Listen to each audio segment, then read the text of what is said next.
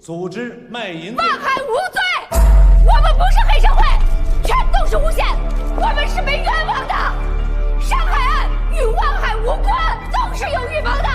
法警，代理法警。张文静，闭嘴！你闭嘴！张文静说的对，我爸不是黑社会。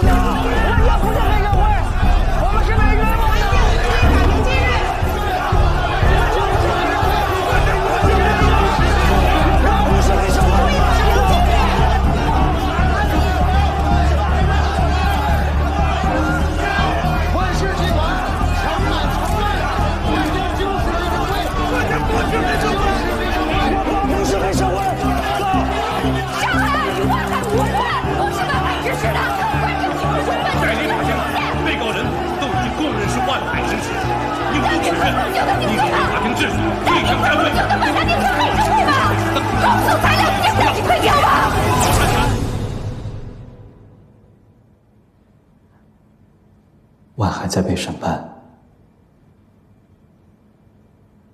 我在这儿也在被审判。我承认，我拿过万海的钱，答应帮他们洗脱罪名。我对不起党，对不起国家对我的培养。我走到今天，都是我自己的问题。我自己犯下的错，我咎由自取，我死有余辜。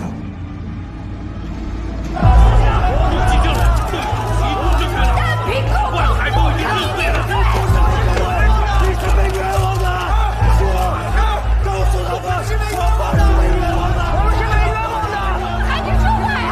你告诉他们，你不是黑社会。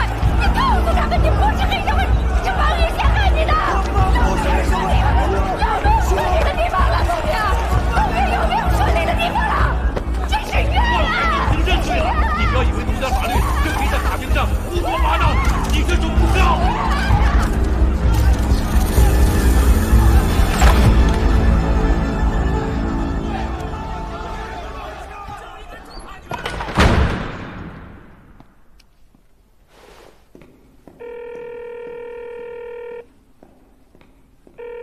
喂，兰书记，我李仁进。有些情况想向您汇报一下。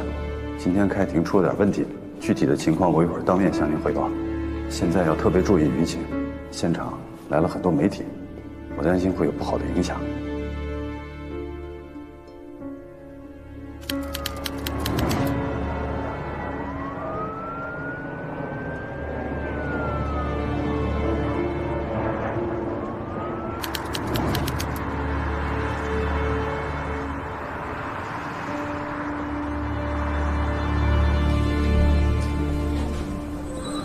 刘主任，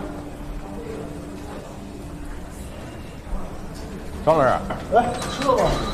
走啊！白助理，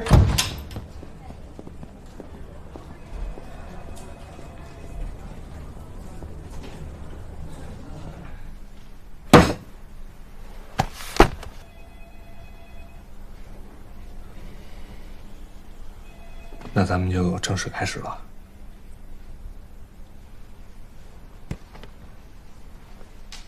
海东省检察院第11部检察官洪亮，我是检察官助理张怀恩，就江南市检察院1部主任王春祥同志因押解嫌疑人的途中违规改变路线，致使嫌疑人受伤一事进行2次询问和调查。根据第1次调查和询问，你帮我把手铐摘了，你让我踏踏实实给我爹磕个头。回去以后，我什么都交代。这可是你说的。把钥匙给我。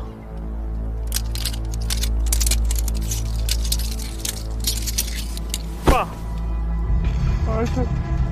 儿子对不起你，儿子给老林家抹黑了，爸。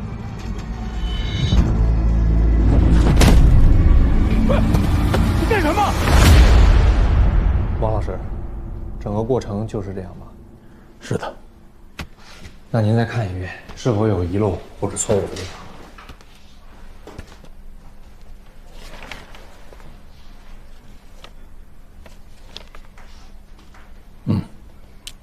没什么问题，细节都很清楚。好，那麻烦您在最后一页签字吧。那么，这个有没有遗漏的细节？你再想想。没有，事实完全清楚。好，那麻烦您在最后面签字吧。好。不好意思，郑主任，亚平主任，打扰一下。王老师，这字儿不能签，咱们去找领导。这事儿就不要上升到领导层面了吧？王老师，您干了一辈子了，还有半年就退休了，非要在这个时候背个处分吗？洪亮同志，你们辛苦了啊！那这个案子先停一下，走，咱们找领导去。这怎么停啊？我们在走正常流程呢。正常流程。洪亮，你们11部是查什么的？查职务犯罪。王老师职务犯罪了吗？他是玩忽职守了，还是徇私枉法了，还是刑讯逼供了？他够得上你们11部哪条？郑主任，这事错了就是错了，咱们得承认。王老师，您先别说话。洪亮，王老师让林喜去上坟，不是因为他心软好说话，他是要感化林喜，希望林喜在到案后可以把全部罪行都交代了。事实证明，他确实是都交代了，对不对？但这是您1部的案子，跟我们11部没有关系。你是新来的吧？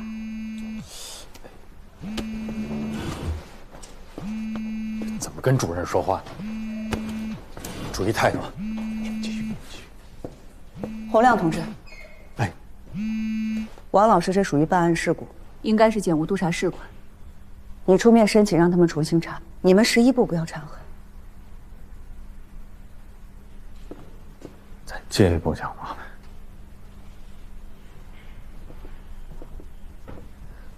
其实啊，我们也不想来，但是领导给我的反馈呢是说，检务督察室最近特别忙，一个人都抽不出来，只能让我们11部临时盯上。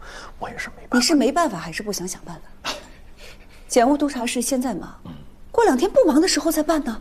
你着急这2天让人签字吗？别着急，我甚至还跟孙专委表达另外一层意思。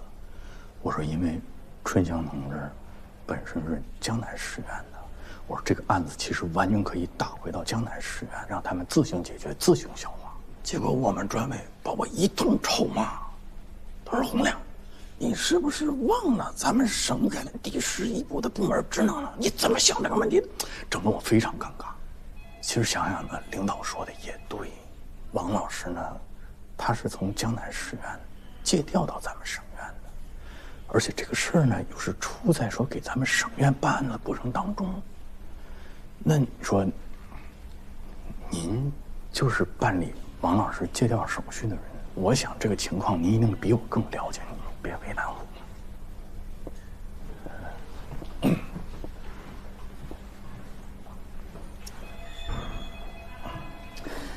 洪亮，哎，你看啊，咱们办案子讲究天理、国法、人情，你们11部办案讲天理、讲国法，但是你们讲人情吗？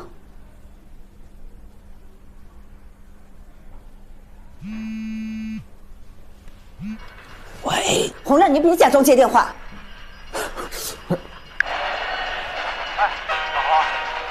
方便吗？喂，喂，老洪，你听得见吗？我听得见，你说。老洪，老洪，你听得见吗？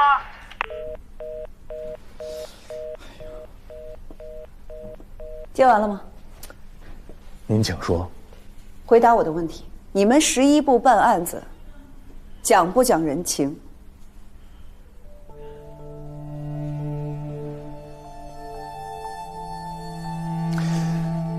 司法是为了约束公民，但是执法者更应该接受司法的约束，才能保证司法的公平公正。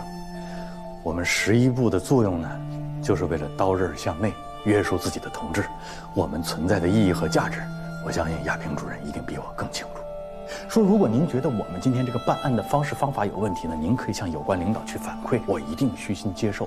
如果您觉得我们今天在办案过程当中，我们的处罚标准超标超规，也欢迎您向有关部门进行申诉。我是要申诉。好，你倒是给我时间呢。好的，亚平主任，小张，这样，王老师今天这个字儿，暂时可以不用签啊。但是亚平主任，麻烦您给我写一个情况说明，因为我们的办案进程被迫被您给打断了。要不然我不好交代。我签了，不好意思。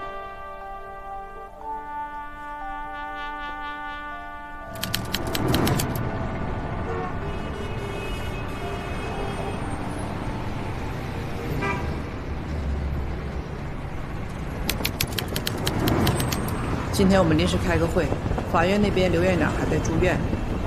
就温厅长代表了。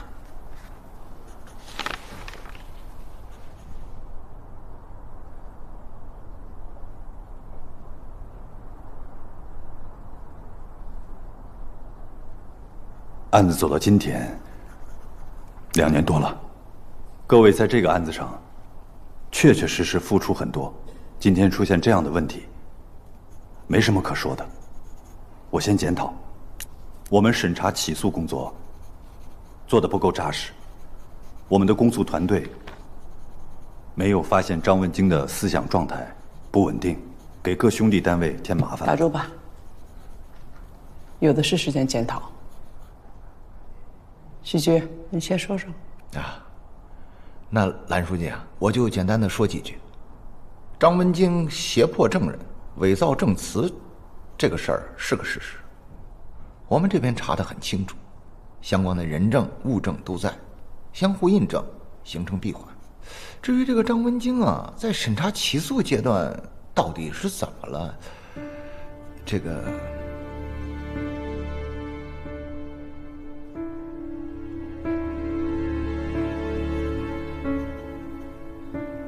这个案子呢，案情重大。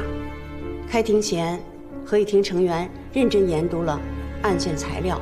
严把证据关、法律文书关，对重大疑难问题做了专项研究，没问题了才开庭的。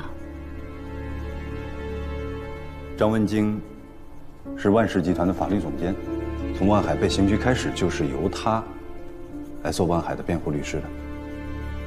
具体情况，谢主任，你介绍一下。好，在审查起诉阶段，我们发现近年来张文京明知万海团伙实施违法犯罪行为，却屡次三番为其提供法律帮助。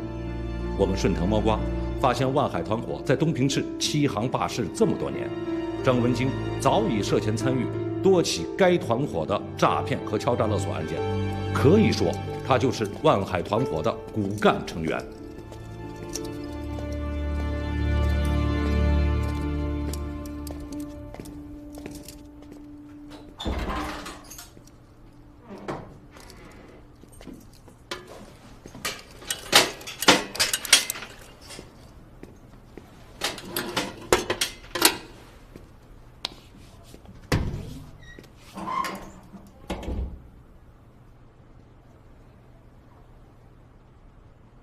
你怎么回事？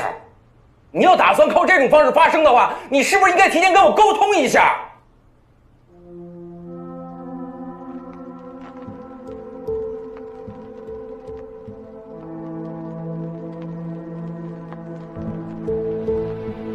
最起码你得让我知道吧，我也好有个准备，效果也能好一点啊。隔墙有耳，这件事只能我自己知道。就这一次开口的机会。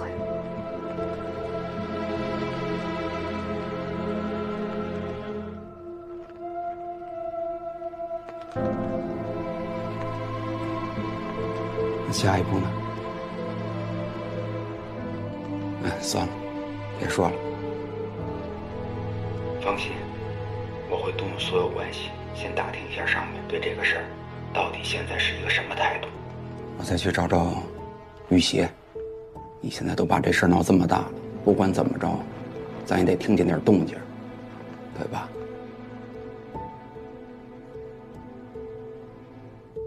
我让你们复盘，你们在这说自己做了多少工作，标榜自己多么辛苦。2年半的时间，你们自己也都看到了，开了庭就是这么一个状况。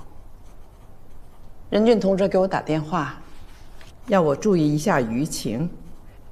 那请问，这舆情只是注意就可以的吗？你作为东平检察院的代理检察长，你的责任是什么？你的工作重点是什么？不是因为我是从检察口出来的就批评检察口啊。审查起诉是干什么的？不就是为了开庭做准备吗？如果你们的工作做到位、做扎实了，会出现张文京这个状况吗？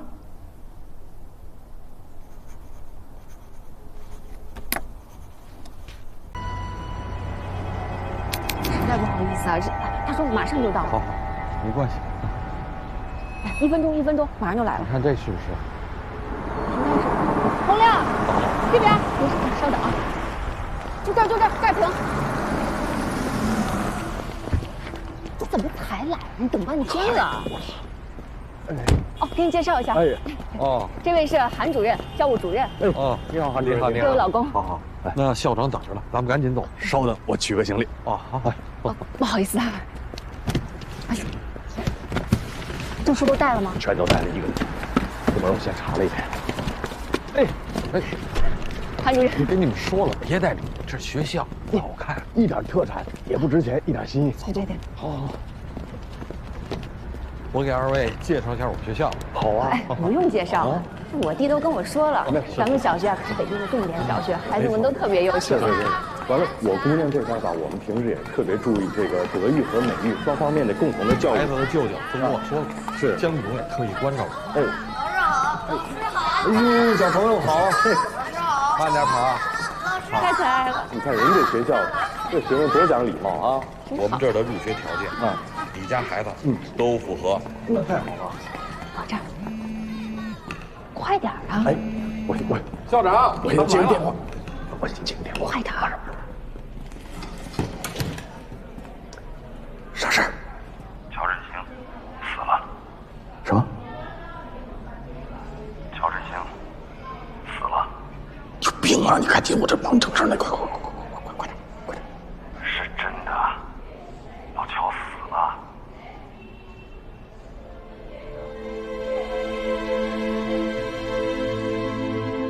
啥病？不是病。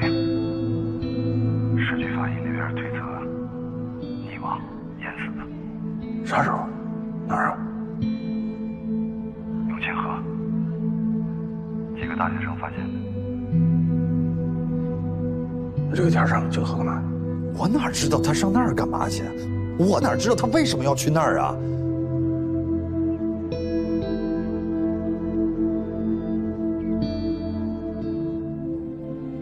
有进一步的消息，我再跟你说吧。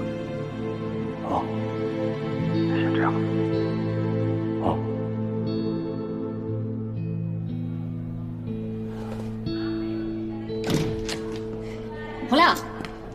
洪亮，干嘛呢这？快点！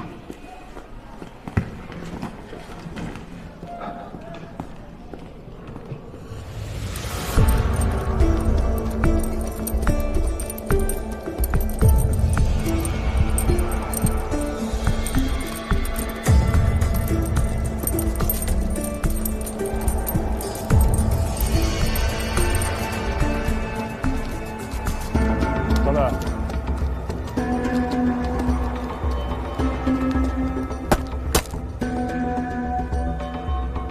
技术管理员呢？我是。以你的经验，像这种情况是多久之前找的呀？这应该是昨天找的，我看一眼就知道。我们天天巡查呀，查的就是这个。小杜，让痕迹把这个十字镐上的指纹提取一下，跟死者做个比对。江队，收到。班上这个车好像有点问题。来了，把这个地方警戒圈起来。后面。怎么了？初步排查过了，车辆完整，车内没有发现打斗痕迹。副驾驶的座位底下发现了一个白酒瓶，您看一下。还发现了个公文包。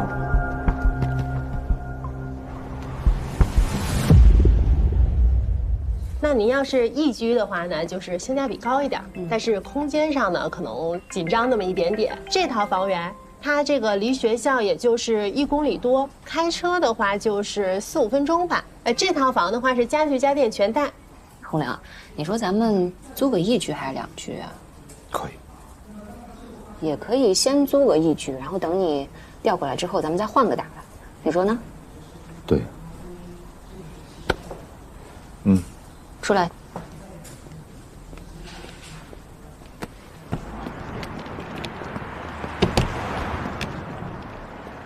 你没拿包？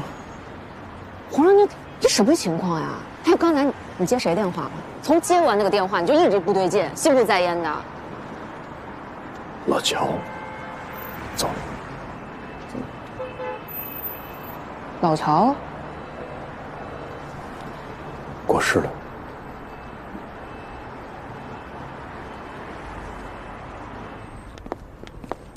就这儿啊？对，就这儿，就这儿。行，你先告诉我打电话。您请进。哎，哦，行，那咱先看。哎，好，您请，您请。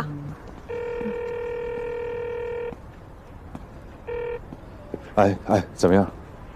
公安给我来电话了，说在永庆河的上游发现一个冰窟窿，旁边有振兴的车、包，还有衣服。那就是说他掉进去之后冲下来了。现在还不清楚，得等公安那边进一步的调查。周梅现在怎么样？你说谁能接受得了呢？人走太突然了。今天有时间的时候也去趟他们家里边，看点周梅，还有冉冉。尽量。好。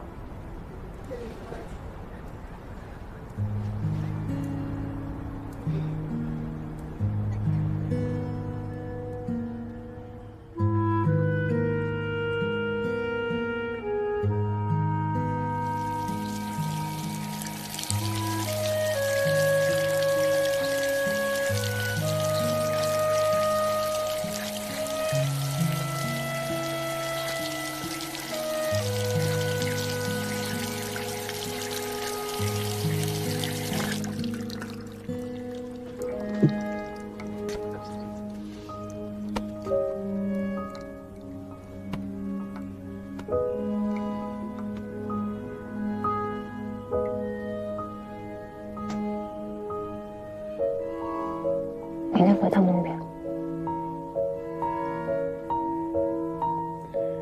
明天中午得跟张总吃饭，约好。以后张总就说我老板了。小远好不容易给找了这关系，还没去呢，先改时间，第一印象不好。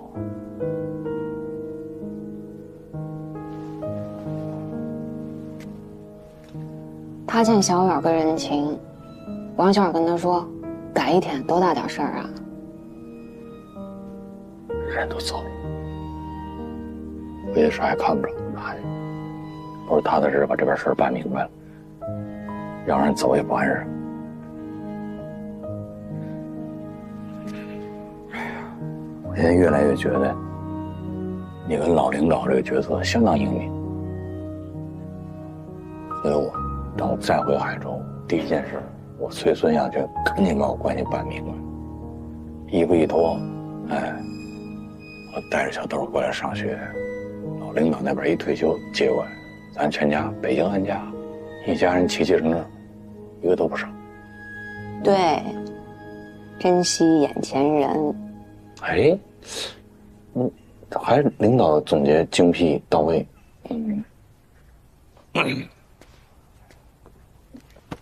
还怎着？我再问你一遍，确定不回东平了？我可给你嫁了。我就先不回了，嫁攒着呗。攒什么攒？嫁还要攒的，过这村就没这店儿。咋这样呢？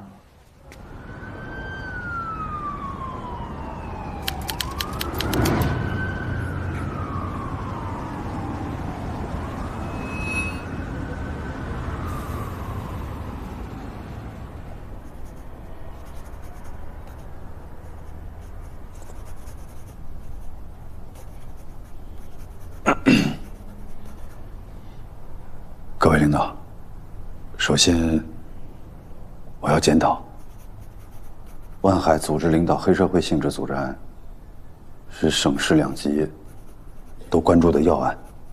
开庭第一天就出现了被告人干扰审判的事情，我有不可推卸的责任。对于像张文京这样精通法律的专业人士，我们准备的不充分，功课做的不扎实，对案件处理造成了极大的影响。庭审视频我们都看了，张文京喊的万海不是黑社会，为什么？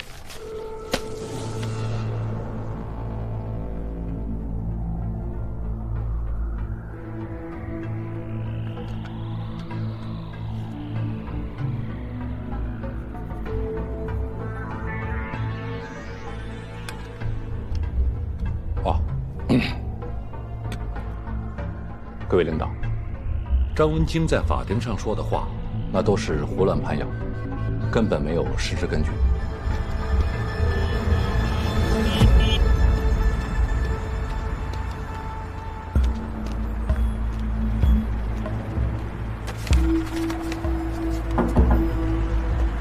我们经过审查发现，张文京在万氏集团任职期间，曾多次为该集团的违法犯罪行为提供帮助，甚至涉嫌参与多起诈骗、敲诈勒索等相关案件。他一开始呢，拒不承认自己的罪行，并且辩称说自己只不过是万氏集团的一名法务，他给万氏集团提供的服务也是法律中性工作，甚至说他对他服务的这家公司是不是犯罪了，他都不清楚。可实际上，张文京是从11年前就担任万氏集团的法务总监了。这么多年过去，他怎么可能对他服务的公司不了解呢？其实啊，他就是利用他学到的法律知识，协助犯罪团伙规避法律制裁。这个被告人当庭喊冤，他的原因和目的是什么？张文京当庭喊冤，严重的干扰了法庭秩序，混淆视听，干扰了我们审判。他呢，这是一种手段，是为自己脱罪的一种手段，或者说，他非常清楚，他有非常深厚的法律知识，并且也熟悉我们的审判流程，所以他特意等着开庭的第一天，有大量媒体在的时候喊冤，其目的就是为了引起媒体的关注和报道，博取同情，并且利用舆论裹挟我们审判的方向。领导，我要汇报一件事情。我们一部主任乔振兴同志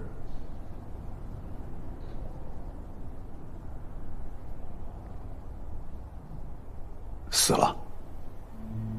啊？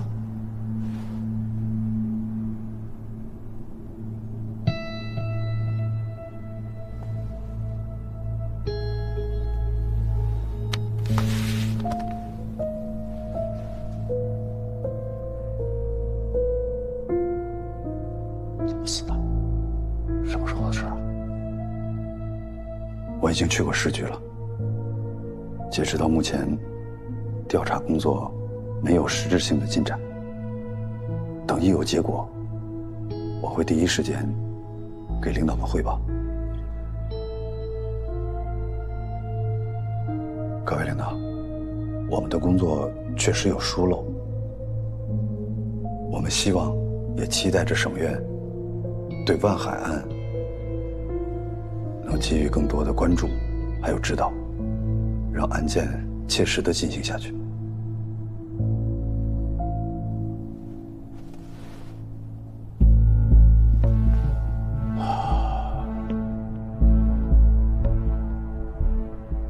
时间也不早了，这么晚了还叫大家来开会，辛苦了。这样吧，你们先回去，我们这边再开一个党组会，研究研究。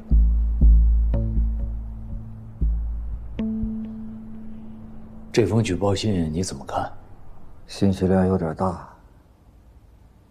也有些混乱。说一下怎么个乱法？信里直接指出乔振兴是被害死的，但又没写是被谁害死的。举报李仁俊是东平真正的黑社会保护伞，万海团伙不是东平真正的黑社会，也就是说，东平还有可能存在另外一个黑社会团伙，并且其背后有政法系统的保护伞。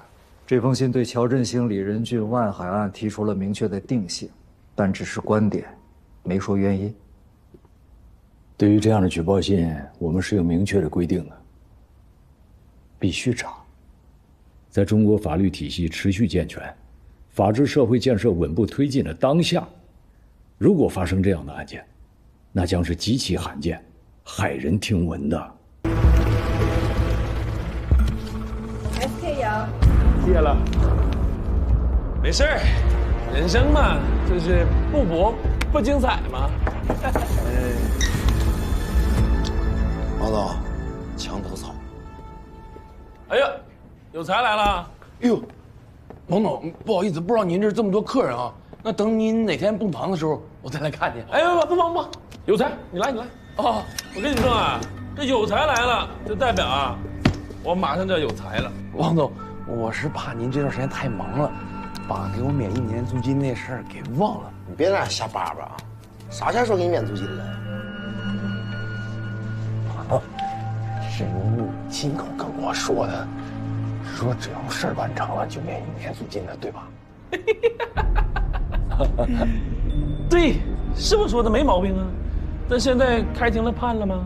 王总，万海案不是已经开庭了吗？那说明这事儿也办得差不多了。不是，是我这脑瓜子记岔了，还是你失忆了？我问你，现在这地方姓啥？是不是还姓万呢？表面姓万，但大家心知肚明，已经姓王了，是吧？那他妈能一样吗？啊！现在营业证写的啥？写的姓万的。等什么时候，这营业执照上换成我王玉的名字，我就有话语权了，是不是这个道理？嗯，没毛病。那就按公司的制度办吧。欧音。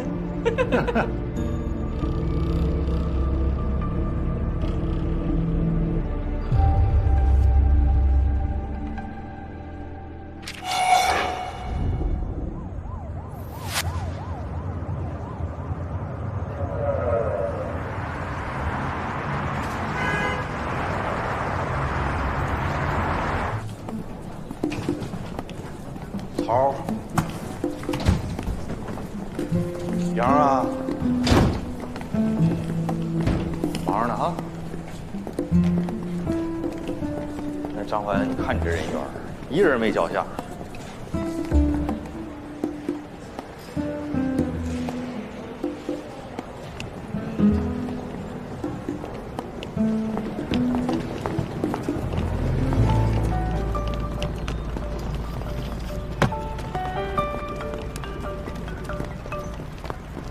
喂，哎，你好，是洪亮吗？对，哪位？啊，我是东平市公安局开发区分局刑侦队的，我叫江红军。哦，你好。有点事儿想跟您确认一下，您是不是认识乔振兴啊？怎么了？认识？啊，你们俩什么关系啊？同学，老同事。2月26号上午11点，你们俩是不是通过一个电话呀？对，他打过来的。啊，具体都聊什么了呢？啥也没聊，当时信号不好还是怎么的，听不清楚，喂了几声挂了。那是这样，洪先生，您保持您这个电话的畅通，如果我们这边有什么新情况，我跟您沟通，好不好？好。好，谢谢您配合啊，再见。洪老师。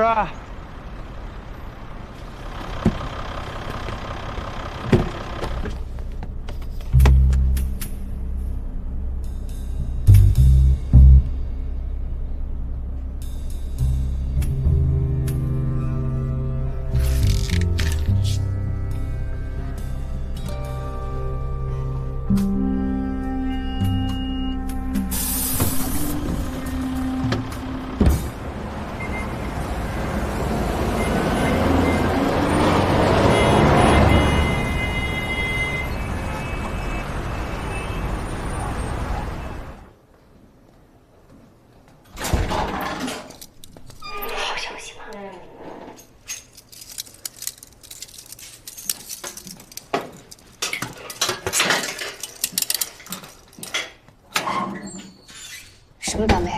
海东省检察院派了个指导组下来。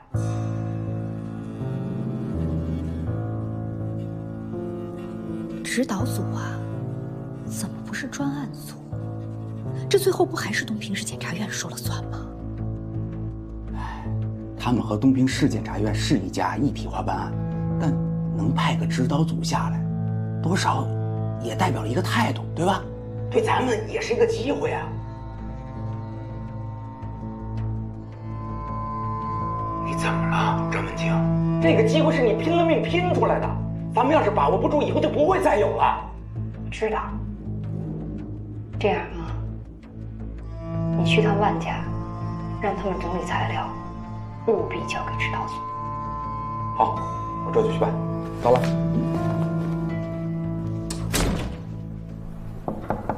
进。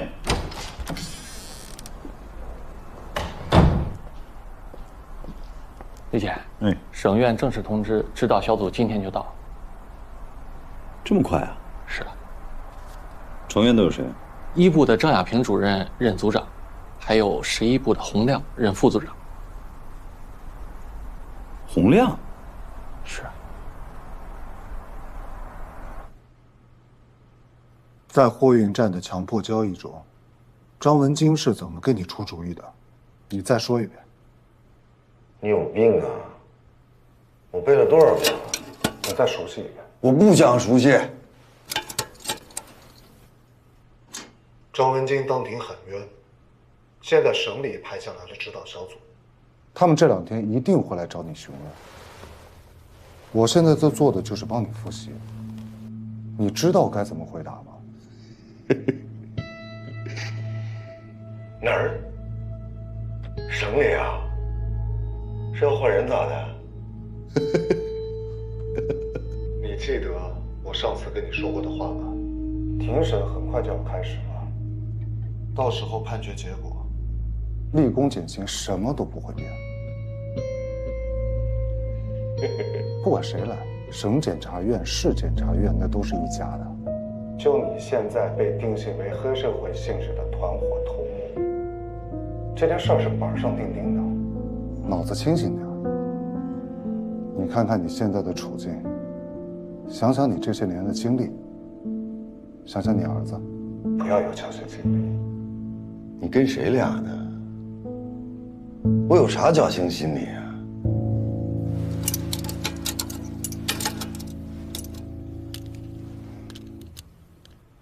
你这个案子之前的主办检察官认识吧？乔振兴死了。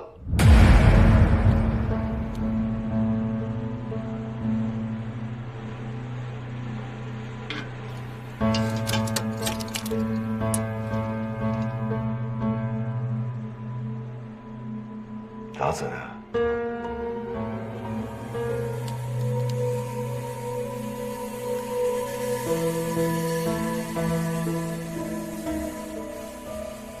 他的尸体是被发现在永清河上，人啊被挂在冰面上，那个身体啊冻得硬邦邦的，他的那个手啊脚啊都泡发了，大脚一个惨。死的时候眼睛都没闭上，最后的定性一定是自杀。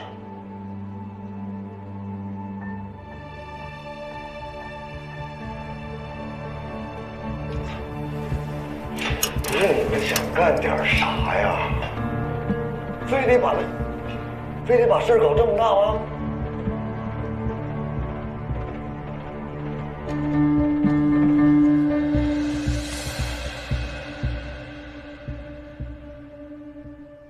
管教。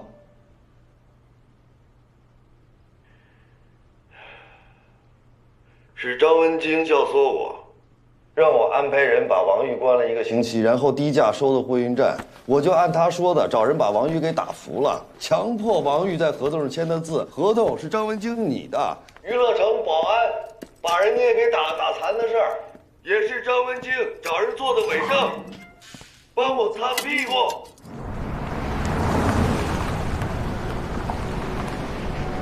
基本上就是这么个情况。哎，傅律师，辛苦您喝口茶。哎，谢谢辛苦你了。大概意思我听懂了啊。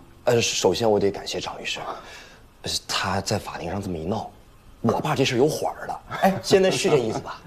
小万总，别激动，来坐，别着急，慢慢听我说。好。这不指导小组还没来呢吗？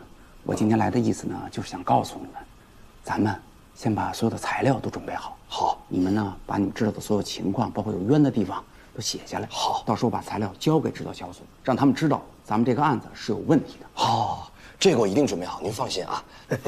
哎，傅律师啊，以您的经验来看，咱这案子翻案的几率有几成啊？对，案子还没有判呀，谈不上翻不翻案，人家来了，咱们最起码得有一个申诉的机会吧。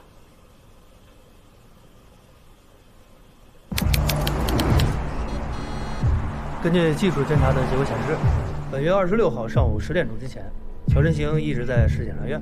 10点40分左右，他来到了中兴路一带。上午11点，他在这儿打了一个电话。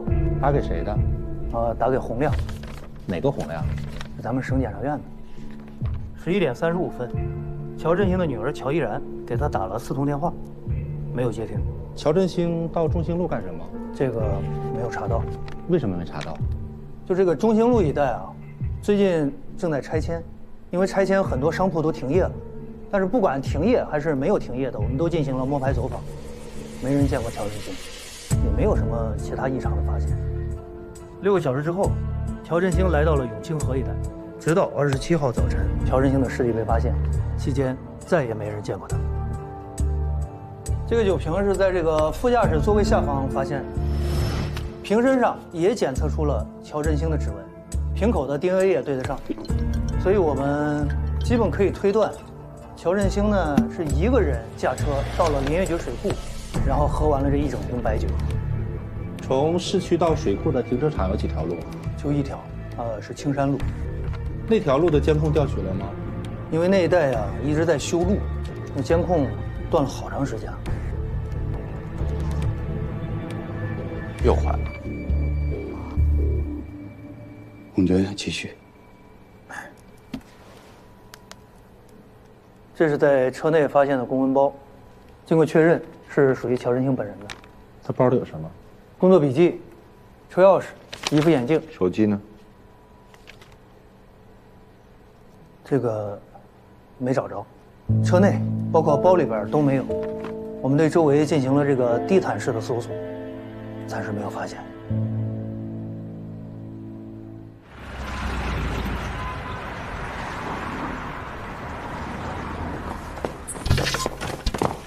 大家抓紧点啊！哎，对，咱把那往那放啊，谢主任，打印机就放这儿了。得嘞，谢谢啊！把那个按照被告人的分类摆放，看着清楚，找着方便。哎，小刘，每个人面前发一纸啊。好嘞，摆放整齐。来，你给我演练一遍，让我看看，字再大一点。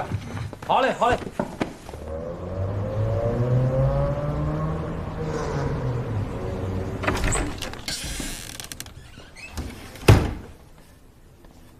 你们这干啥呢？写点东西，递材料的时候我举。你举它干啥？这怎么还弄成横幅了？你要干啥？阵仗不得大点吗？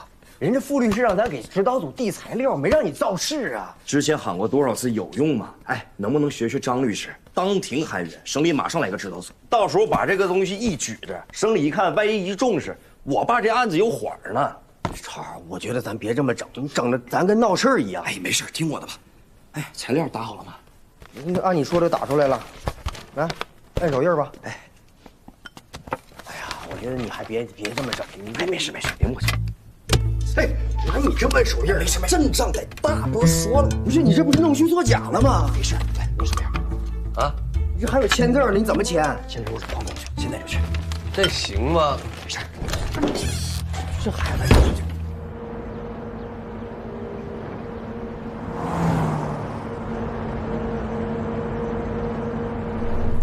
洪组长。哎，主任，哎，我老改不过来，应该叫亚平组长，这样更亲切。我宣布一下纪律啊。由于任务分工不同，我们一部呢，基本上都是统一行动。早上由小白通知大家出发时间。如果你们需要单独行动的话，让小张跟小白报备一下，或者是你直接跟我请假。任务结束之后再来销假。哎，没问题。另外就是每天晚上我们要开一个例会，总结一下当日的工作成果，安排一下第2天的工作计划。这个时间我们暂时定为晚上7点半。洪组长，这个时间可以吗？我先不说时间啊，我先表达一下，表个态吧。我们俩作为主任，王老师已经在楼下等我们了。看来咱们还得再提早5分钟。走。走。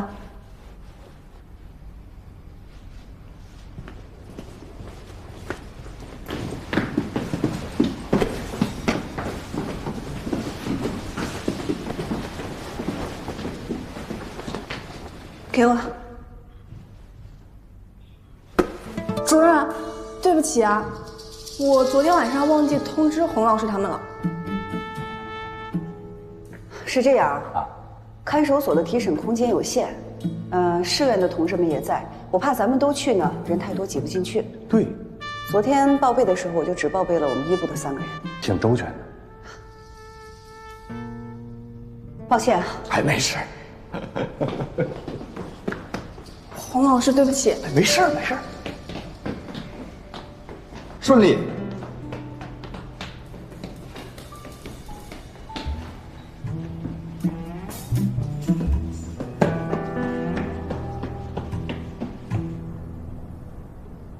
对，卷宗已经在2部了，没那么快，我们现在人手也不够，啊，来了啊，好，那就这样啊。哟，郑主任辛苦。谢主任。小白辛苦啊。李姐，给你添麻烦了啊，这么忙还跑一趟。添什么麻烦啊？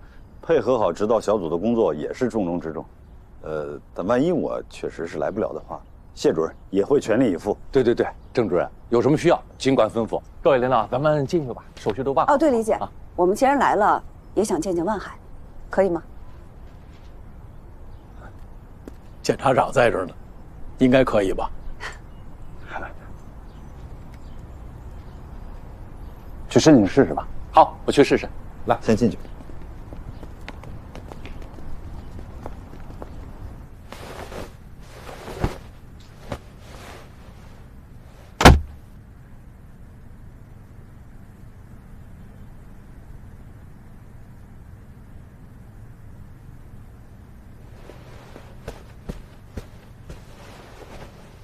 要不，咱们也跟东平看守所说一声，申请一下，或者您跟李检直接打声招呼，咱也过去看看。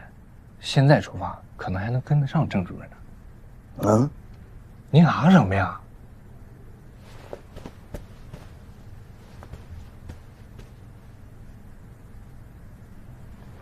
不是洪老师，您是冷还是怎么？不是那意思，我就是说，咱今儿怎么着得去观察观察。人家呀，不待见咱们，心里没点数。好，那咱们现在来这儿干什么来了？领导说了，让咱们来这儿呢，就是观察观察。观察观察。您就观察手机，这手机上有定位是吧？也有导航，它能告诉你这看守所它在哪儿。他能告诉我最近的 ATM 机在哪儿？不是，咱不去看守所了解情况，咱观察什么 ATM 机呀？咱。对，你说的对。你啊，帮我看看啊，这个点哈，出门往左还是往右？转向了。左。哎，我去取个钱，你去吗？那我先去。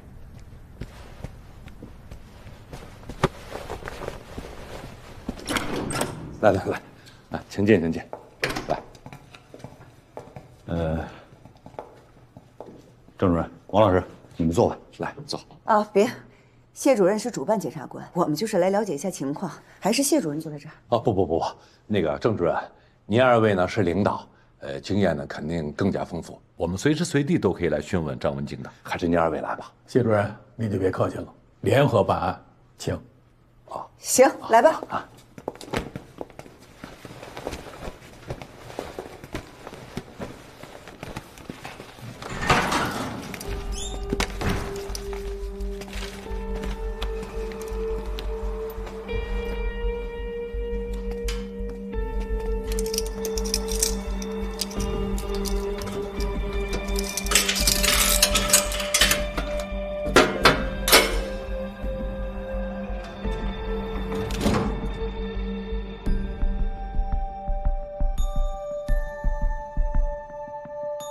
我们开始吧。张文京，我是海东省检察院第一检察部郑亚平，我身后的是王春祥同志、白子妍同志。对于你开庭当天的表现和提出的问题，省检察院十分重视，成立了指导小组，配合东平市检察机关了解情况，调查核实。希望你可以珍惜这个机会，如实的说明情况。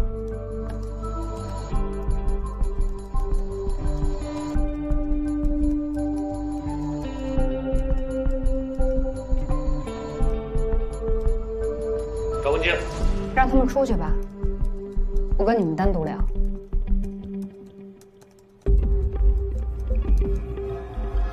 你这是什么意思？我想请东平市检察院的同志回避，只单独接受指导组的询问。我们是指导组，不是公诉组。你也是法律人，应该清楚，我们只给意见，办案还是由他们办。我们和市检察院是联合办案，不是越过他们办案。所以，聊聊吧。聊什么呢？面对无视法律的人，你让我跟你聊什么？张文京，你太嚣张了啊！你不要以为你在法庭上敢喊敢闹，你就可以躲过法律的审判和制裁了。你的犯罪事实我们已经查得很清楚，即便是没有你的认罪认罚具结书，单凭我们现在掌握的证据，就可以认定你的罪行，照样可以判你。我就一个要求，让他们出去，否则就别聊了。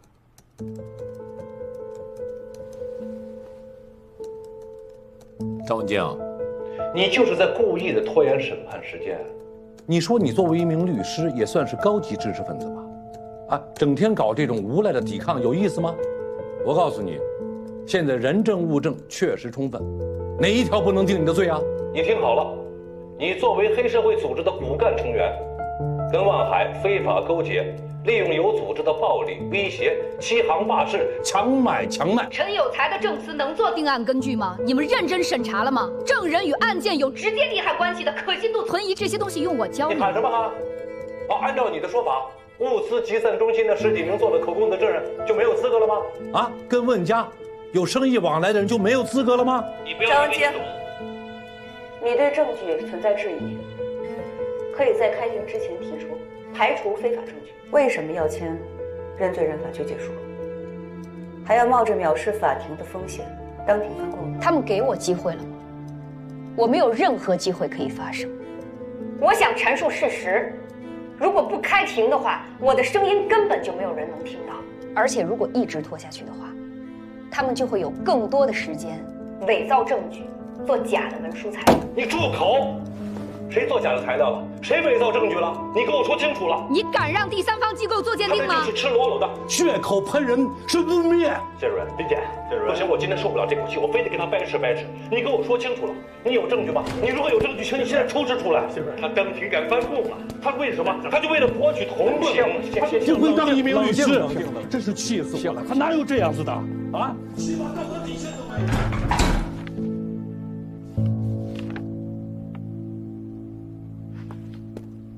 不好意思啊，张主任。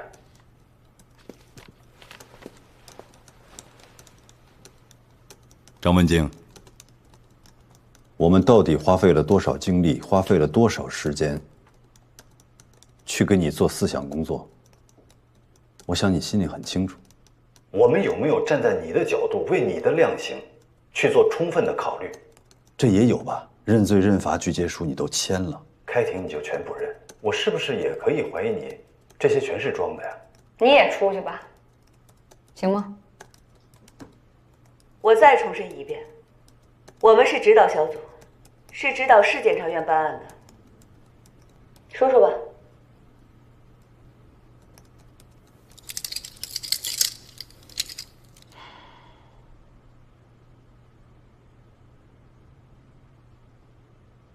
司法有辩论的空间吧。作为一名辩护律师，我认为万海存在一定的违法犯罪行为，但是是否构成组织和领导黑社会性质组织犯罪，是有待查证和讨论的。公安收集的证据我仔细研究过了，根本经不起推敲。对于公安的认定，我不认同，所以后来我向检察官乔振兴提交了证据，抵抗了2年。乔振兴是什么意思？我跟乔主任掰扯过好多轮，后来他也确实觉得证据链存在问题，才决定退捕的。退捕的理由您都可以看到，就是我提到的那些漏洞。结果呢，他们居然把乔主任给换了，把我扮成了黑社会，换上来的就是刚刚那位姓谢的，不问青红皂白，上来以后就跟我说，如果你要是认罪认罚就可以轻判，如果你要是不认罪就让你把牢底坐穿。郑主任，这是作为一名检察官应有的办案理念吗？谁才是黑社会？谁在栽赃？谁在陷害？负责任的检察官被撤下，换上一位无视法律的合法的辩护律师，被打成黑社会。定案的证据经不起推敲，证人的证词不断反复，证据链根本无法闭合。这样的案子这么着急开庭，是因为什么？着急吗？还是被人买通了？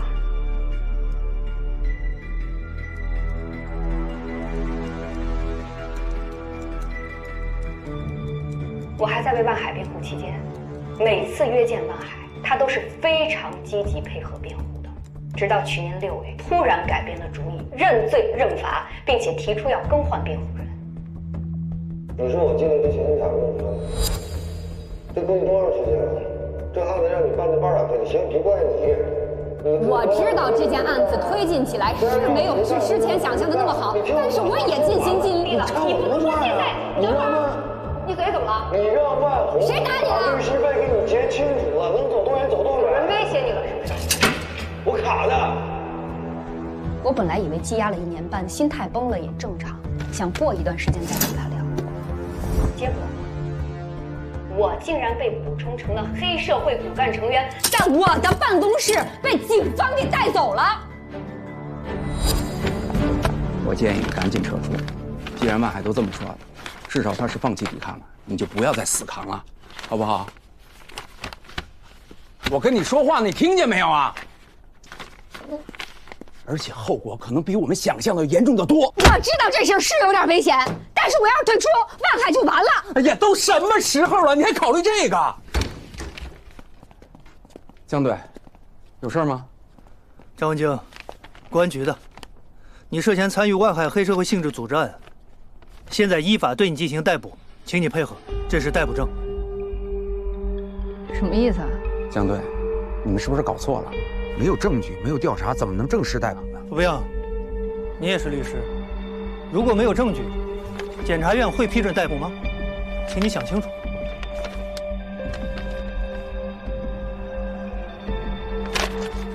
放上！干什么呀？别看我老板！你想干什么呀？你想干什么，江红军？江文京。回去之后有你说话的机会，还有你们几个啊，你们这是知法犯法，再妨碍我们的行动，会对你们进行口头传唤，听得懂吗？放上！他们为了给我罗织罪名、伪造证据定我的罪，不就是因为我阻拦了他们办万海吗？他们？你指的他们是谁？东平市公安、东平市检察院，还有真正的黑恶势力，他们要害死万海。要害死我！你说清楚点，谁是真正的黑恶势力？我不知道，我一直在想，反反复复的在想，如果一个地方，律师因为履行辩护权，却被掌握司法权力的人反咬一口，这个地方还有正义可言吗？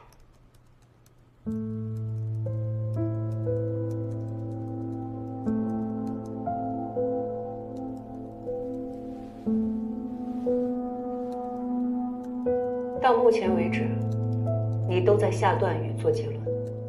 张文京，你很清楚，法律不是喊话，是讲事实、讲实据。如果你有关于东平市公安、东平市检察院违规违法的证据，拿出来。如果没有，不要妄自推断。我根本来不及搜集证据，就被他们带到这儿了。如果你可以对涉案的所有细节重新梳理，自然会找到证据。如果万海的案子不成立，那么我的案子也自然会被推翻。当然，如果你跟他们一样，已经认定万海案是一个确凿的、不容置疑的黑社会性质组织犯罪，那我们就没有继续聊下去的意义了。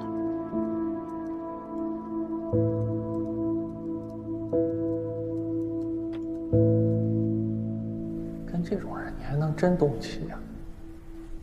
不应该。哎，郑主任，不好意思啊，刚才有点着急了。这种人就是个送棍。谢主任，咱们要学会提取意见，无论是有利的还是无利的，都要提起。对，您说的对。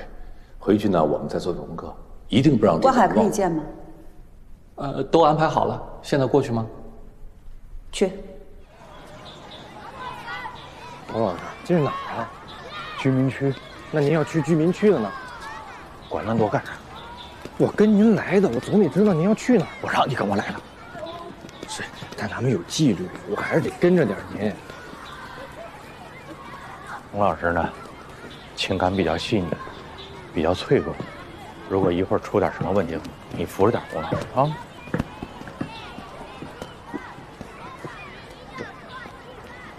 这不会是？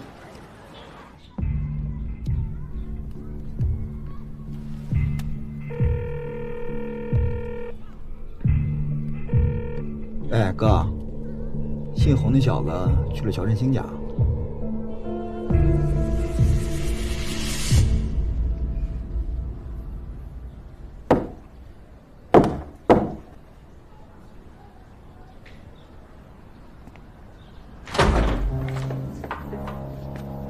风，亮哥。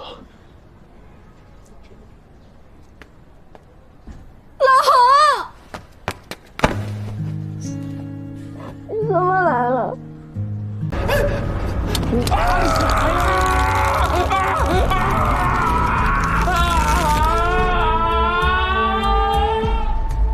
还赊吗？找干嘛去？赊，再赊。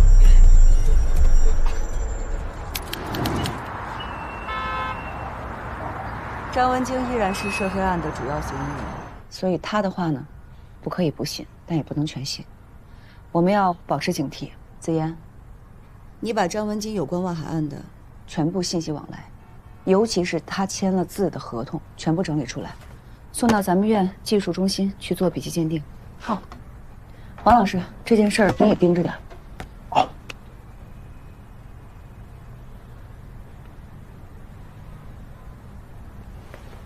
洪组长。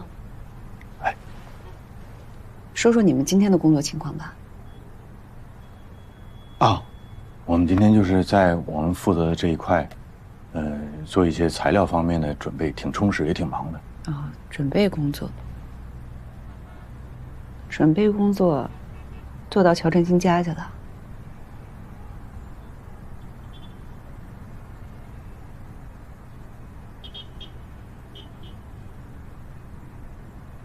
吊唁。就纯同学身份吊唁。张怀恩也是你们同学啊？小孩啊，不是。因为我吊唁，我不得给人送白包去吗？完了 ，ATM 机取钱，他陪我去的。取多少钱呀？还得有人陪着。1000。你非得今天去吗？没有别的地方可去了？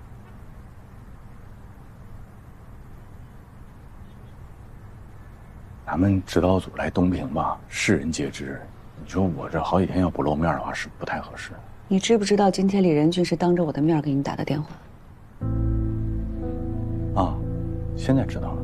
洪亮同志，你别忘了那封举报信，别忘了你是来干什么的。现在乔振兴的事还没有定性，你非要在这个时候给我惹麻烦吗？不是，那我应该什么时候给你惹麻烦呢？我麻烦我麻烦谁了？我去他们家，我打车的钱是我自己出，我也没找他借。你别忘了你的身份，我是一个公民啊！啊！你来的时候领导怎么跟你说的？让你摸摸情况。你我死了不能给人送白毛吊唁去吧？是你们早上把我们给忘了，我们没有资格跟你们一块儿去审讯，我们只能在宾馆的房间里空坐着。你让我在房间怎么摸谁？你是不知道今天李检当着我面打电话的那个样子。我知道他态度干啥？他没明说，他就是在告状。洪亮，你这个做法直接影响到省院和市院的关系，你直接影响到我的工作了。哎呀，我都影响到一部主任的工作了，这么大事你为什么不提醒我呢？走，咱俩好好谈一谈，谈谈你最近，我觉得你就不在工作状态上，一天天的年纪轻轻的，你想干啥？你想飞呀？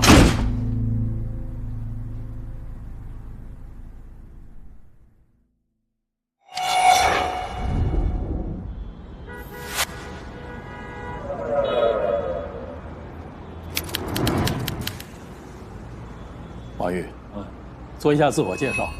我们是省检察院派来的指导组，是专门为张文京的案子来的。那个王玉，把你知道的要毫无保留的给指导组的领导们都说出来啊！一定，更何况那么漂亮的检察官。那我们的询问就正式开始。你是万川物资集散中心，东平最大的物资集散中心的总经理，也是第一个站出来举报万海涉黑的被害人，对吧？我那不是也是被逼的吗？这万海啊，哎，那凯尔基呢吧？这万海他就是黑社会啊，他欺行霸市，无恶不作，无法无天。咱们说说张文京吧。我看卷宗上你说是张文京指导万海抢走了你的物资集散中心，能展开说说吗？哦，大概9年前啊，就刚刚过完春节那会儿，万红托这个陈有才来找我，说万海想收我的物流中心，我没想卖，我搭理他干啥呀？等到这4月份啊，我记得那时候都已经开春了，我带几个客户去这个万家灯火啊唱 KTV， 万海非让我去他办公室聊一聊，我去那儿干啥呀？我就在那唱歌呢，我就夸夸夸几个人歘就把我给拉走了。王总，我们万总就想跟你见个面儿，这么不给面子吗？我那婚宴我不卖，见啥见呀？有啥好见的呀？你确定啊？我确定，我不卖，怎么的？我要谈，我也干什么？哎，当时我不喝酒了吗？我说话也有点冲，我说我不卖，你猜怎么着？张文京让身边人啪嚓就呱就给我吊起来了，你知道吧？就这么一直吊着，一吊了我1个星期啊！我1个星期我就这么吊着，我没吃没喝的。王玉，说啊，你先别激动，坐下吧。我就是想让你们感受一下，当时我的处境。那王玉，他们非法拘禁你这几天，一直是万海在和你谈吗？他来过几次，主要都是这个张文京。我当时那物流中心至少值个4、5千万吧，他2500万就给我收了。我要是不答应，他说就这么一直吊着，说给我吊死。你们在什么地方签的合约啊？就吊我那厂房啊。当时都有谁在场？一共几个人？手印啊！万海、张文京，还有吊我那几个孙子。照你这么说，确实是张文京主导万海抢走了你的物资集散中心。主导，领导，你这词用得好，主导，就是他主导，他就是军师，万海所有主意都是他出的。那你为什么不直接举报张文京呢？而是先举报万海，等张文京成为万海的辩护律师之后，你又站出来补充张文京涉黑的证词。我当时就想扳倒这不是，我就说这个万海是涉黑嘛，对吧？后来不是因为公安机关把这张文京给抓了，我才出来补充这些证词吗？王玉，根据这个卷宗上记载，你是先举报了张文京，公安才立的案。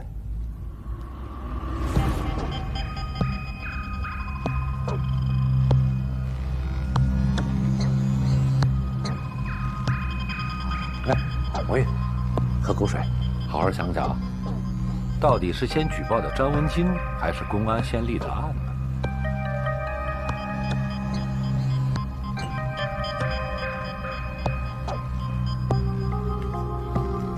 哇，这水还挺烫。这案子都这么长时间了，时间这么久了，那前后顺序谁记得那么清楚？是不是？反正就万海、张文京都不是什么好东西，就举报了。你们抓紧时间办他们就对了，按你们说的来啊。张文京跟我们说，收购物资集散中心的合同是你自愿签署的，他并没有逼迫你。他还告诉我们，你伪造了合约。不血口喷人吗？我神经病啊我啊！我自己他妈弄份合同，把我自家人卖了，我贱呐！我有病！哎，瞧你这个嘴，注意用词，好不好？不是这不气吗？是吧？我想说，领导这个事儿啊，你们就得明察呀。他们就是咱东平市的毒瘤啊！你们去上大街问问去，咱东平市3岁小孩都知道他们是黑社会啊。张文京就是他们军师吗？哎，那开着街路的，我能胡说八道吗？汪海，你拘禁王玉这1星期当中，张文京见过王玉吗？没有。黑线历史，谁不外传？是这个。别动！别动！黑线历史，谁不外传？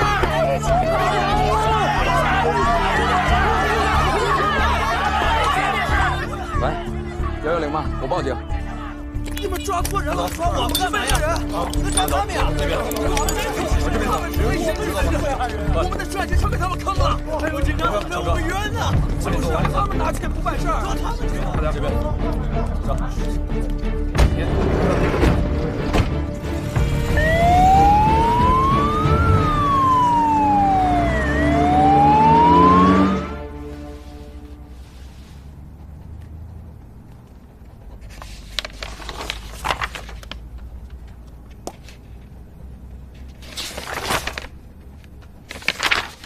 陈有才，哎，你和万家是什么关系啊？我跟万红是发小，从小一起长大的。万红对万海涉黑知不知情？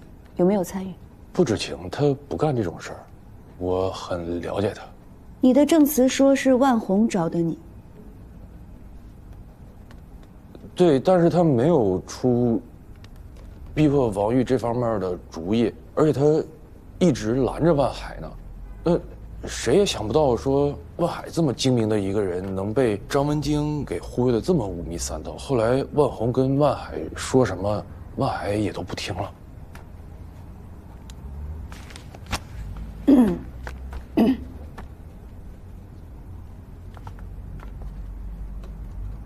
我希望你想清楚，我们调查了你的资料，10几年前你跟万家就开始打交道了。你从万家购买矿石，然后倒卖到南方，怎么说也是老交情了，感情还是会有的吧？这么说吧，在你的概念里，万海是从什么时候开始涉黑的？张文京又是什么时候参与进来的？这些事情我真的不清楚。我知道的跟东平的这些老百姓知道的差不多，就是万家这几年确实做的挺猛的，什么运输业啊，还有娱乐业，就是 KTV 那些都基本被他们垄断了，而且涉猎的很多行业都有他们家份儿。我这种级别的，他们家具体内部是怎么样，我是没有机会了解的。你跟万红不是发小吗？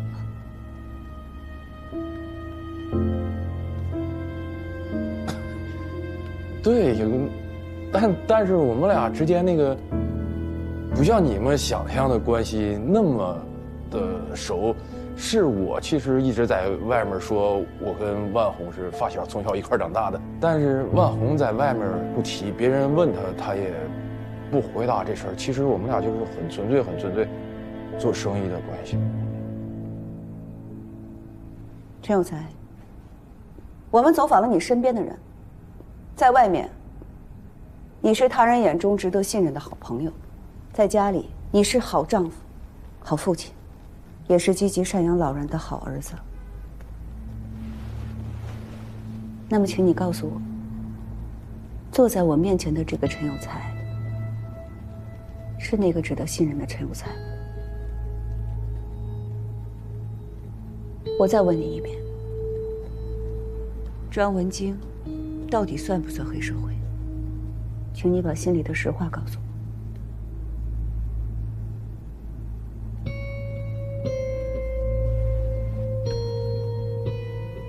回答我。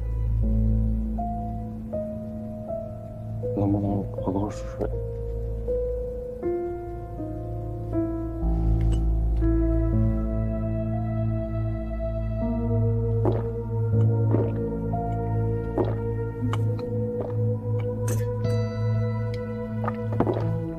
陈有才的证词能做定案根据吗？你们认真审查了吗？证人与案件有直接利害关系的，可信度、存疑这些东西用我教你吗？张文京肯定是黑社会。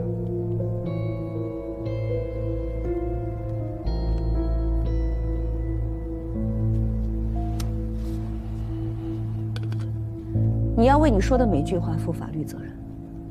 陈有才，你对张文京的所有证词都准确无误吗？准确。无误。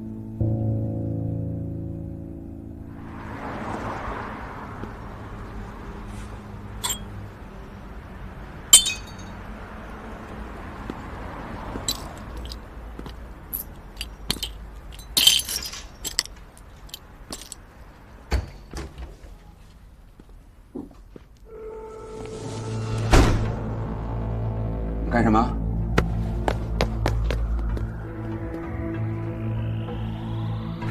我劝你们赶紧离开啊，不然我报警。傅大律师，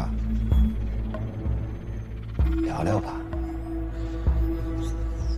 你知道张文京为什么能是黑社会吗？因为你们想让他是。这话说的没错。那你信不信？如果比这个还低，咱们就不能卖了。哎呀，关键是这价格不是咱说了算呐。行吧，我知道了，我尽量多找几家矿场，找点能给价给高的吧。大哥，不是你说这话是轻易能说的话吗？你这叫借钱吗？哪有利息这么高的？你去银行抢钱呗，还能更快一点。抵押啥？我现在你看看我身上还有啥能抵押？你给我抵押了呗。大哥。就这矿，我给你，你敢要吗？啊，我给你。再说这矿现在是银行的，你你走那条路走不通，你别再整成高利贷了。那对于咱家来说，不是火上浇油了吗？他们是弄啥呢？讲来去，吃饭呢你。算啥呢？我这合计着，咱家矿上那些设备，放那儿也没用。不如先卖了换点钱吧。说，你彪啊！说了多少次设备不能卖，设备不能卖，那咱吃饭的家伙事卖了咋活？你以为我想卖啊？那银行3天2头打电话催，咱态度上不得表示表示吗？不是，那是咱的问题吗？是银行的问题啊！银行把钱借给咱，让咱去买设备开矿，设备咱买了，现在矿管局不让咱干，你能不能让银行去跟矿管局唠一唠？能不能唠明白呀？这事儿，少爷，欠债还钱天经地义。人银行管你那么多事儿啊？那所以设备我得采呀，我得采矿才能有钱还银行，对吧？这矿管局为啥封咱家矿？不就因为你偷采吗？那偷采不就是为了挣钱还银行吗？那矿管局又不让我采，这他妈不是悖论吗？所以我说卖设备换点钱嘛。卖设备能换多少钱？利息能还上吗？能还点是点呗。咋还点是点啊？你现在那点钱能够还多少的呀？之后怎么办？别吵吵了，好好唠。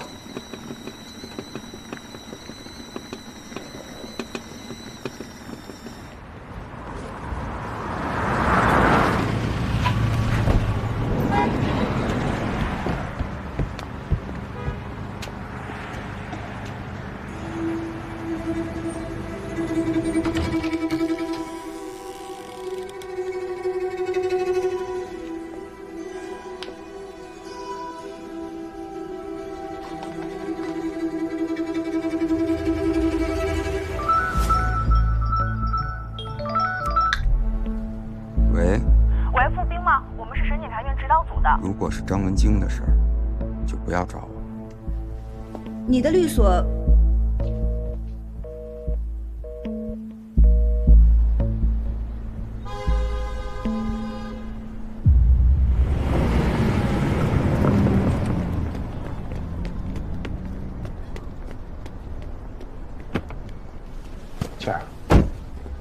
没耽误你上班吧？没。那就行。老乔生前的行踪轨迹我没拿到，缴纳对吧？太严了。没事。哦，对，静儿，我给你做了点饭。我知道你平时特忙，晚上老顾不上吃，我给你做了一口热乎的。谢谢啊。啊，没事。哦，对，我还给你买了一个保温杯，我合计让你多喝点热水。平时不太喝水。你不喝水哪行啊？你得多喝呀。更何况你平时你说你出警，你更得多喝水了，是不是？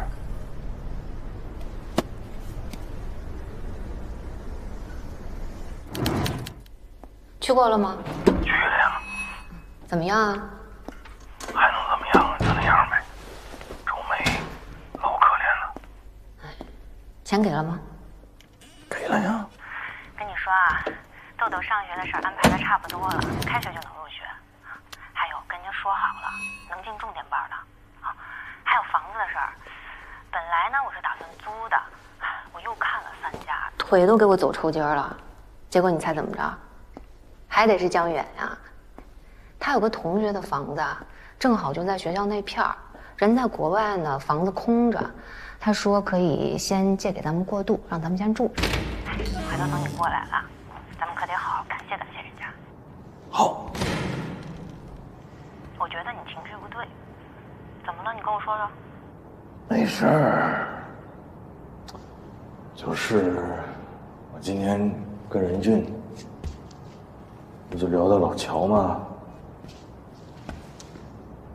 然后任俊呢，就突然间问我一句话，说：“洪亮，你真的了解老乔吗？”我当时一激灵，我发现好像我不但不了解老乔，我好像也不了解任俊，挺挫败的。你这么一说啊，我倒想起来你之前跟我说过的一个事儿。啥？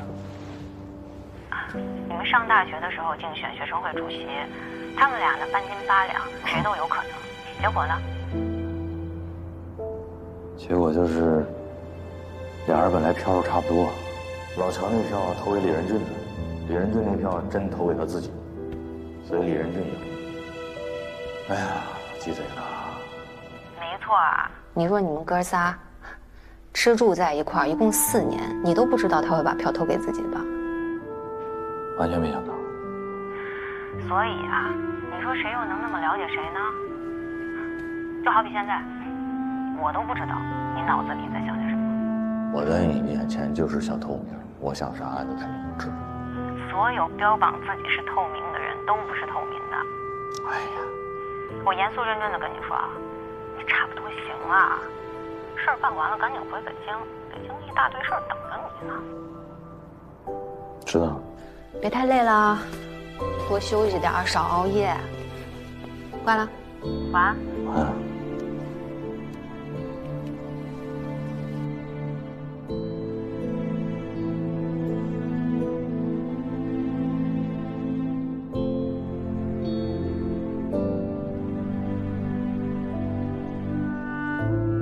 万寒不起诉，等着你升官了，等着你升检察长了。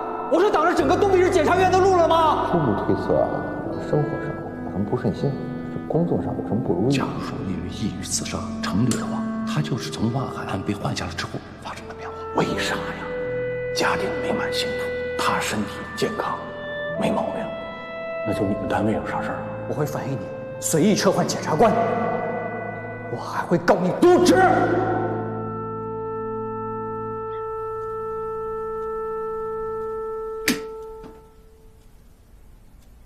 你怎么了？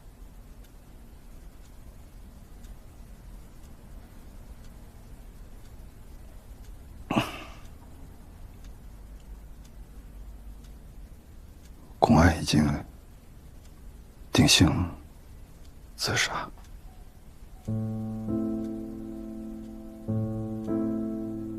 确定吗？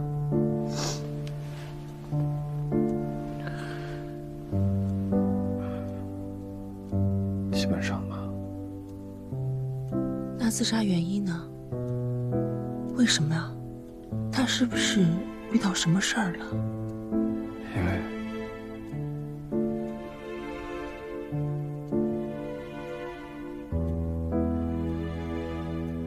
因为我……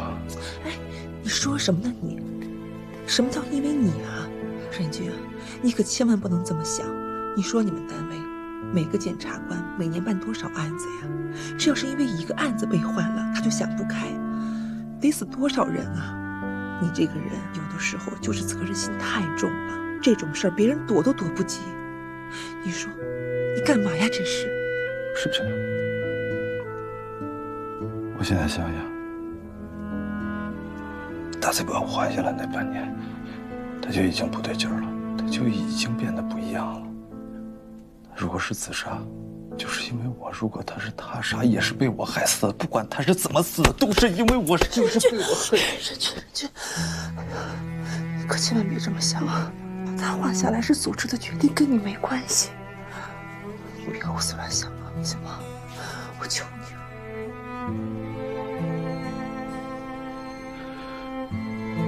让我一个人待会儿行不行？我想一个人待着。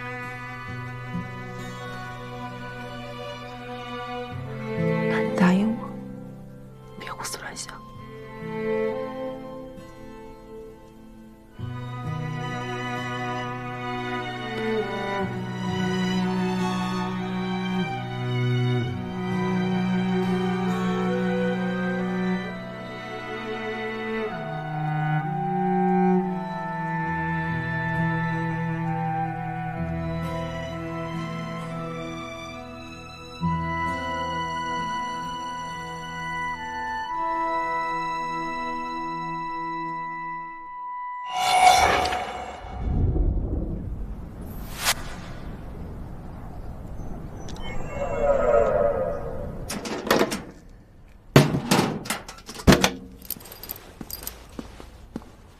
你好，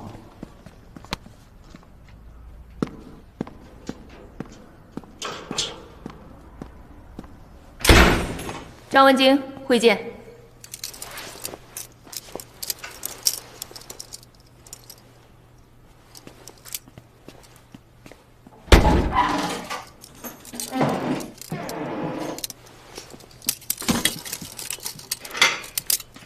怎么了？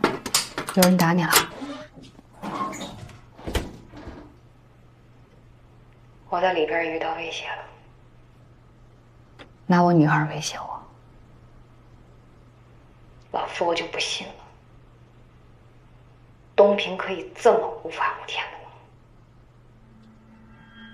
你知道张文京为什么能是黑社会吗？因为你们想让他是。那你信不信？你也得变成黑社会。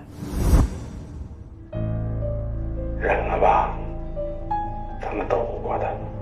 咱们的事务所被人砸了，我被告，要暂停执业。抱歉，不能再为你辩护。什么意思？你要撤？你怕了？乔振兴死了。什么？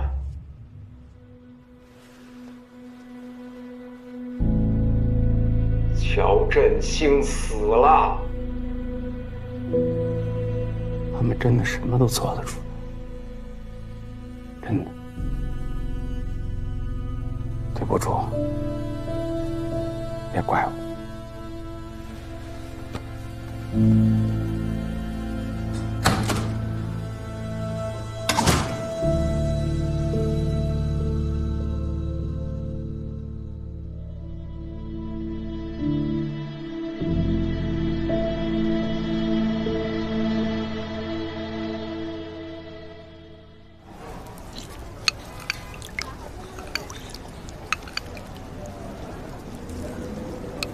你找我干啥？你们查的怎么样？什么查怎么样？人怎么死的？我哪知道人怎么死的呀？我还想知道呢。你是警察？我说警察怎么了？我说干嘛的你不知道啊？喝个这个，喝个这个。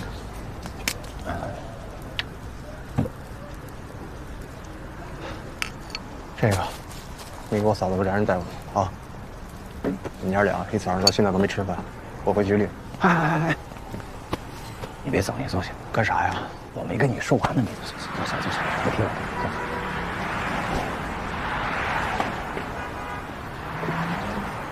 我跟你说，你哥出事的前一天来找过我。你看看，这照片是哪天的？有印象吗？这是前天我请我妹他们吃饭。哎，这哪儿来的？你仔细想想，当时你们身边有没有什么可疑的人？我的妈呀，这偷拍的呀，这咋回事啊？下山。啊，下山。哎，对了，周彪，这事儿不要告诉小梅。我不说，你有事儿打电话啊。第二天，他就死了。这事儿你跟将军他们说过吗？我没说。你为啥不说呀？你这信息很重要，你得让公安局知道啊。我跟你说不也一样吗？你也是警察呀。我是管后勤的，我啥也做不了在这里边，明白吗，大哥？周彪，你他妈的王八蛋！好大事情！这外面天天家人都找家里来，这让不让我们女孩子活了？你赶紧给我走回来！我先走啊，没事吧？没事，都是熟人。记住我跟你说的啊。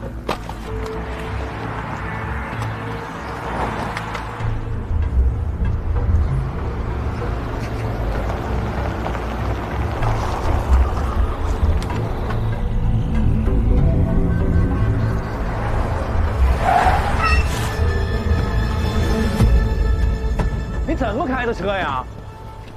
周彪，周总是吧？啊，我们张总呢，想请你过去聊聊工程款的事儿。不是，什么张总？我不认识。兄弟，你们是不是认错人了啊？见了就知道。不是啊，我知道。走，现在开，走他了，走，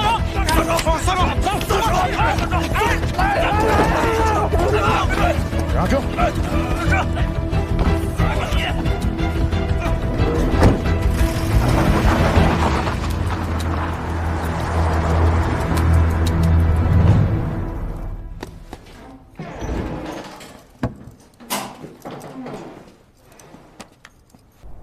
乔振兴的例子可谓触目惊心。我作为领导要负主要责任，一定要警惕廉洁工作不能有一丝的松懈。在座的，咱们手中的权力都是党和人民给的，一旦以权谋私、贪赃枉法，将万劫不复。我们要对得起东平660万百姓。周总，兄弟们工资什么时候能开呀？你帮我盯着点，我看看开。好吧，周总。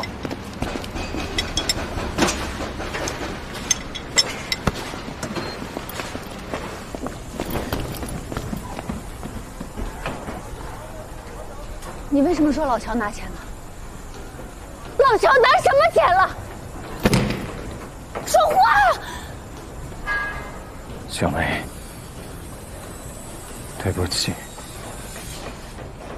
我不想这样，是我害了妹夫。你为什么害振兴？你别问了，这都是为了你们好。你把话说清楚，什么叫为了我们好？人都没了，现在说这个有什么用？走，咱们跟警察说清楚。走，小梅，你回去，小梅。啊！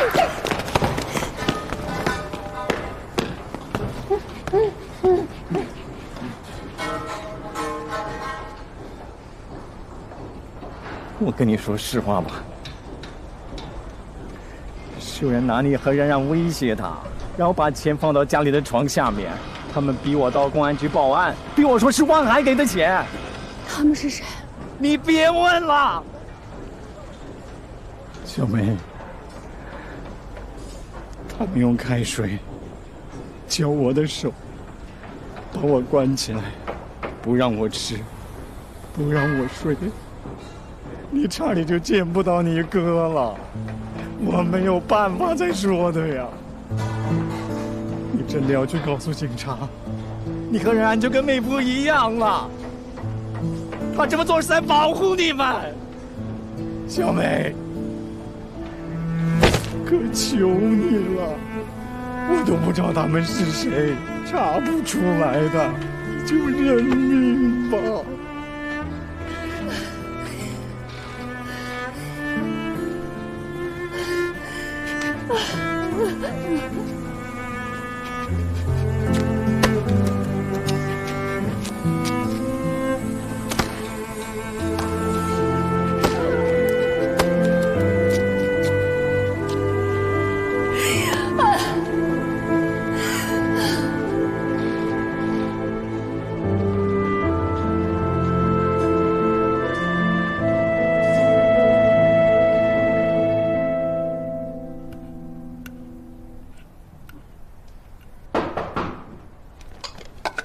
进来。李姐，开始吧。那好。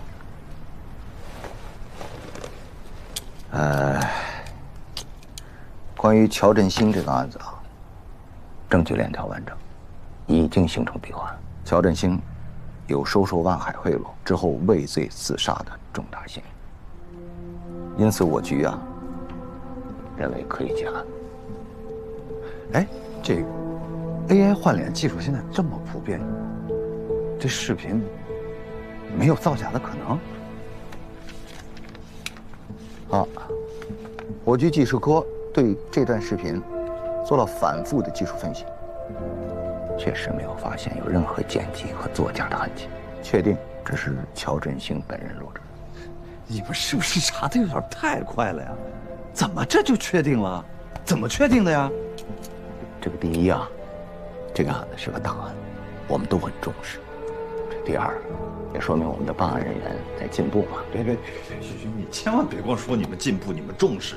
现在这个视频怎么就满网都是？人尽皆知，东平市检察院出了一个畏罪自杀的检察官，你们这个时候怎么不重视了？你们的进步在哪儿呢？该监管的时候你们去哪儿了？怎么不快了？理解，消消气。在这件事情上，我们的人啊也在加紧的查，公安也会对家属进行妥善的安置和保障。你先消消气。徐局部，理解一下啊，我对事不对人啊。理解。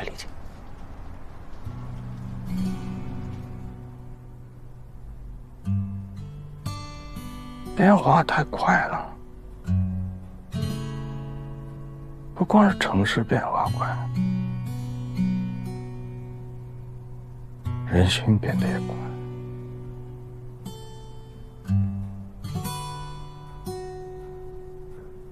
太难过了，太打脸了。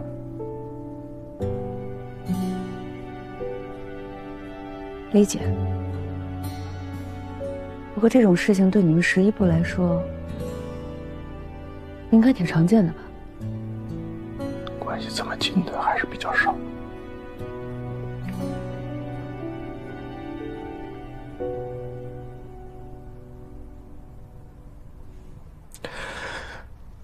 但是我们11部呢，做的就是这个工作。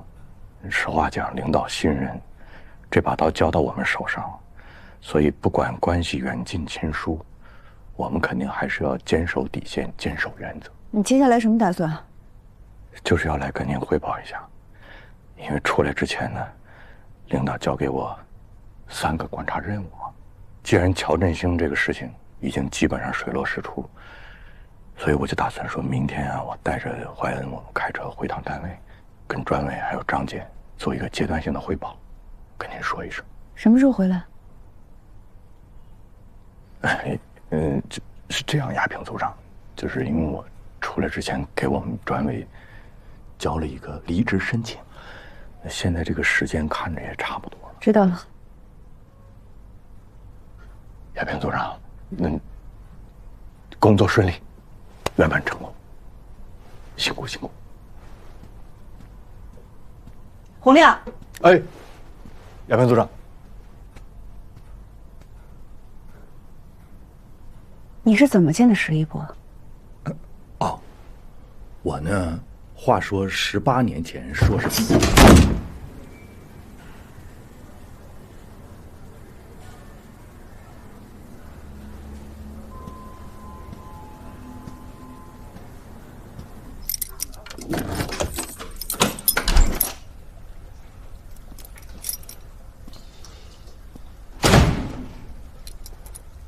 回来了。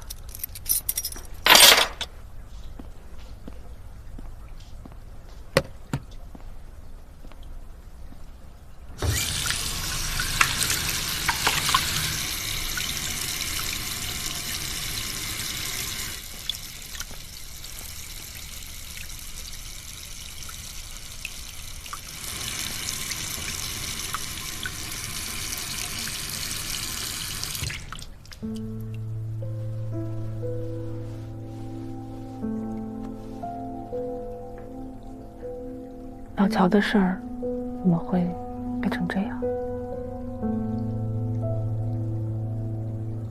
家里又搜出300万现金。啊？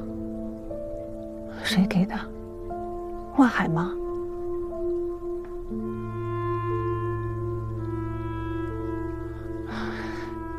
老乔他，老乔在我心里是最不应该出事的那个人。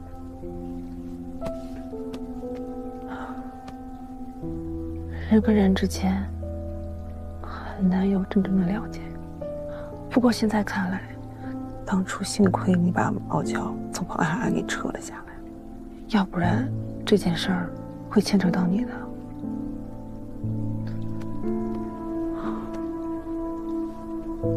这我还是想不明白啊！你说这老乔，他也不是个爱钱的人呢。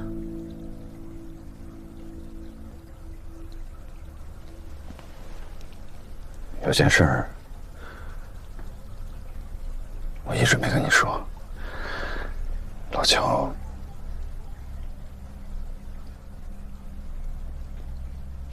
曾经张嘴跟我借过钱。你不是升代理了吗？祝你早日转正啊！哎，开车呢，开车呢。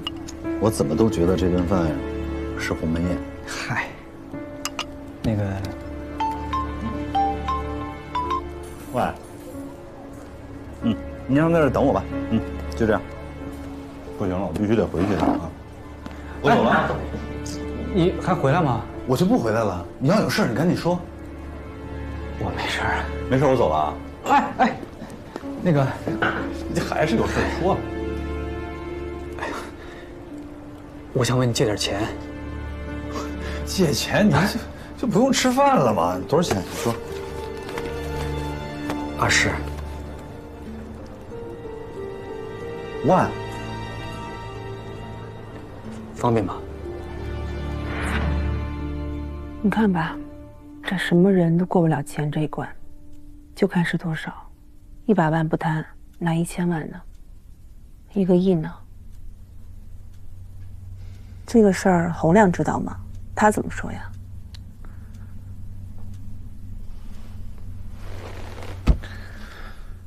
事情这么大，全网应该都知道了，洪亮肯定也知道了，这会儿估计心里也正不好受呢。老乔的事儿再接受不了，也已经这样了。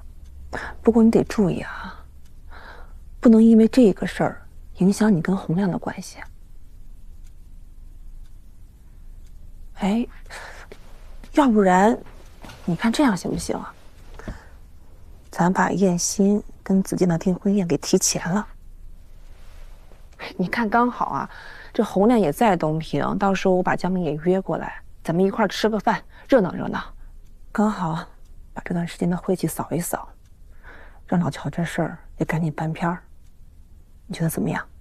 这时候办订婚宴不合适吧？有什么不合适的呀？他人都已经走了，那咱们的日子那还得继续过呀。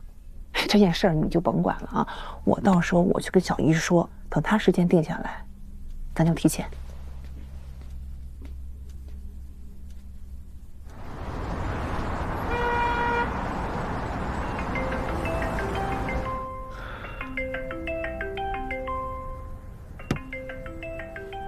怀安呢？领导来电话，肯定让我跟他汇报工作了。哦，那需要我跟你一块汇报工作吗？建议回避。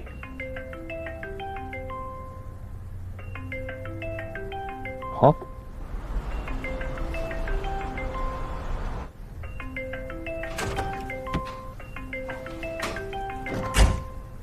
哎，老乔的视频你看了吗？等会儿啊。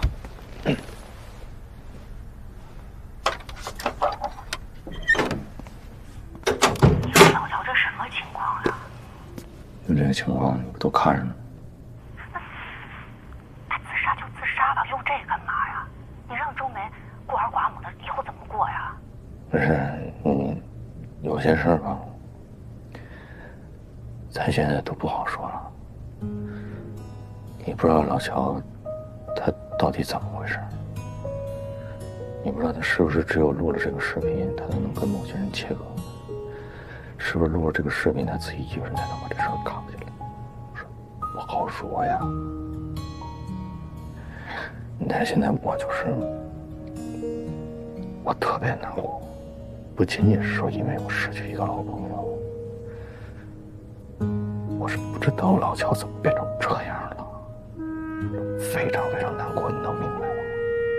我明白，但是我也得提醒你啊，你不能表现出来很难过，尤其是明天上班出了门之后，你不能表现出任何的难过，你懂我的意思吧？还有，你现在不是一个人住吧？就算在你同屋的室友面前，你也不能表现得太难过。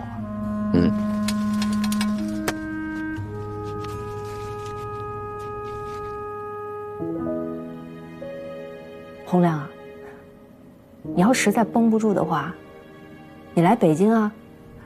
咱们小两口关起门来，你怎么哭都行，但现在你不能哭，知道吗？我知道。你千万一定要记住我说的话，好吗？记住了。当然，肯定的呀。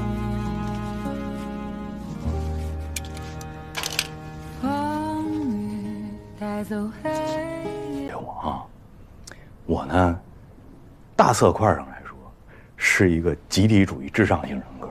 那为什么说我发现这个疑点，我愿意掉头回来呢？你以为我光为了自己，我就愿意说我把这些经验、这些东西，我分享给整个指导组 ，share 给各位同志们。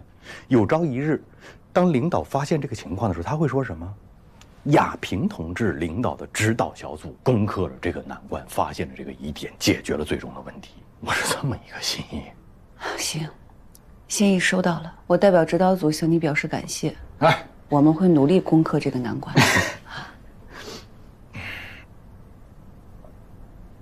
你可以走了。啊？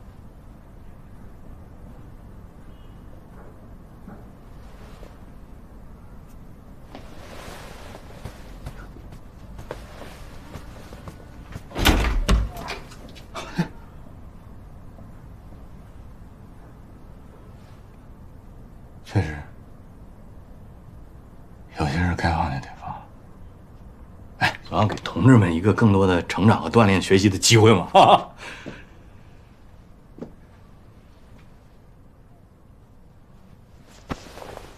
辛苦，亚平组长，祝顺利。洪老师啊，房间办好了，还是原来那间。你们没打算走啊？对呀，这是您房卡。洪亮，哎，你认真起来挺像个检察官的，没那么怂。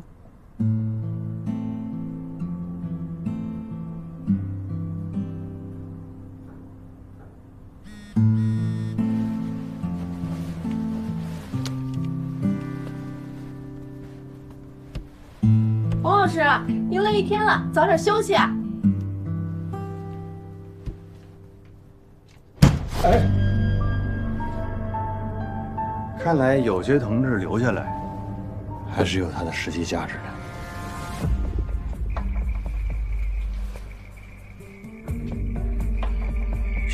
知道乔振兴案的真相吗？完全不认识这个人。请问咋回？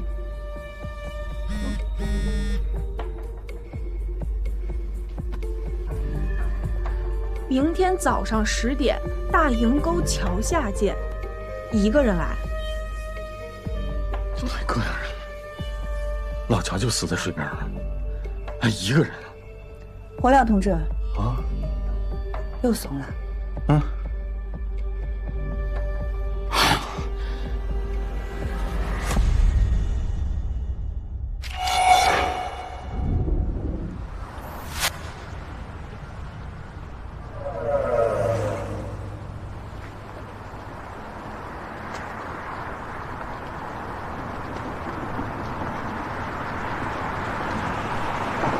沟桥，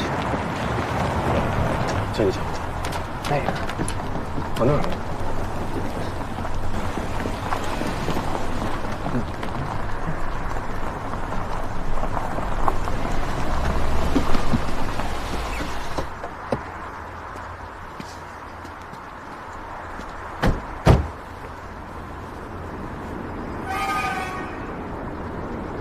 走吧。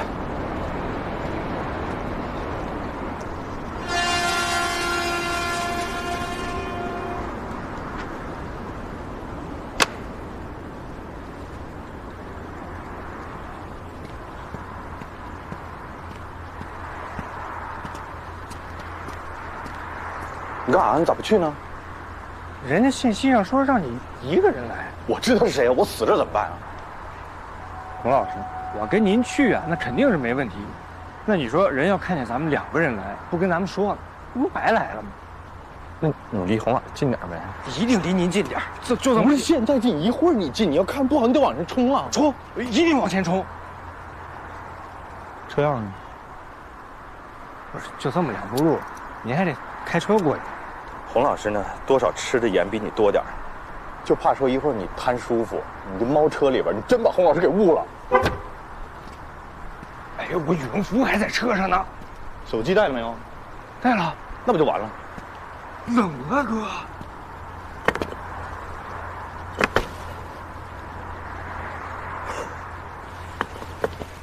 啊。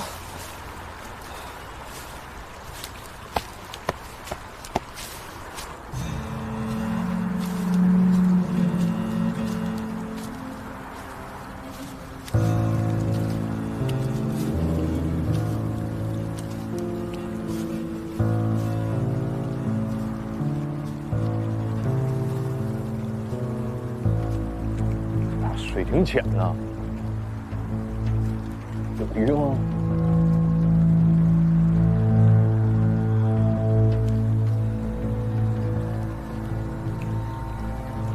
大哥，这片叫啥呀？啥都不知道，你来这干啥？朋友约来的，东平市里过来的。阿伟，开车都得1个半点，你早来的？我车停那边了，现在过来瞅瞅风景。洪亮，哎，海东省检察院11部检察官，派驻东平的指导小组副组长，是你吗？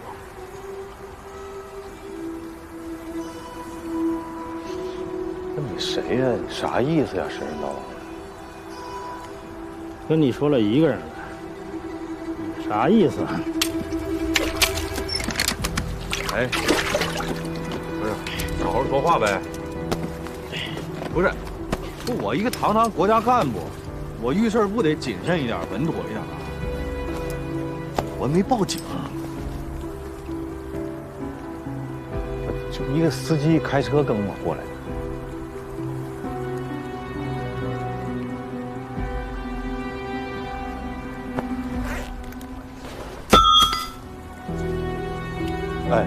哎，不是，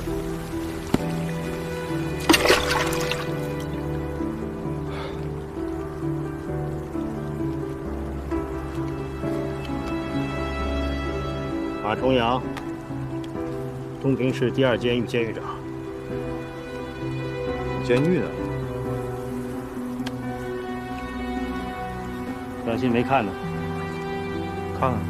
跟你说了，叫你来，就是想跟你聊聊乔振兴的事。聊呗。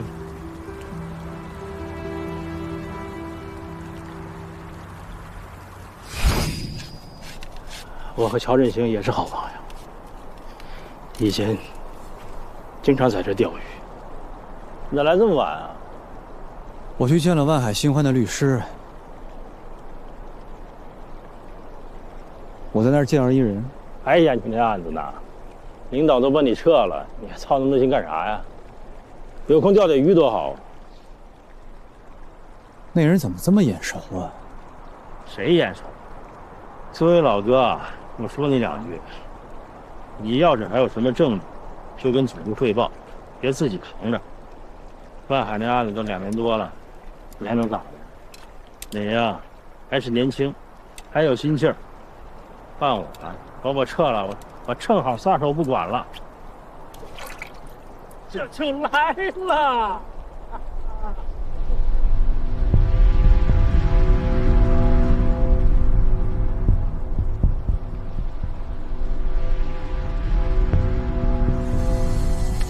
哎，那你要干啥去？我想起来了，我得去法院查个人。直到他死的前一天，他突然给我打了电话。笔记本的内容有没有看？是我写的关于案情的分析。我现在虽然被撤了，但是关于万海所有的思考和疑问都在里边写着呢。这个 U 盘非常非常重要。万海现在有重大疑点，请你一定要帮我保护好这个 U 盘。如果以后出了什么事儿，请帮我交给组织。你啥意思啊？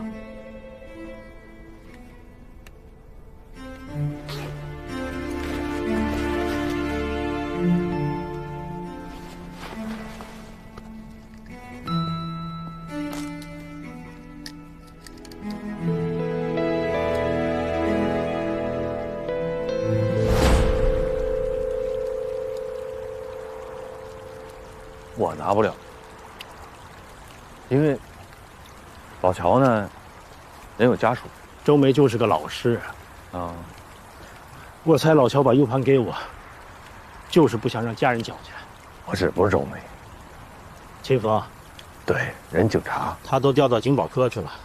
再说了，他这个人有多怂，你不知道吗？那我也拿不走。我跟指导组下来的，我们是来指导张文京案的。别的不掺和。可你是11部的呀，你能进指导小组，除了张文京的案子，肯定还有别的任务啊。我呢就是个凑数的，我马上就脱检查服了。但你是乔振兴的好朋友啊。不，好朋友不也得讲组织原则吗？你按组织程序来讲，东平有公安局，东平还有检察院。就说你马监狱长，你也有上级单位，叫东平市司法局。我拿不走。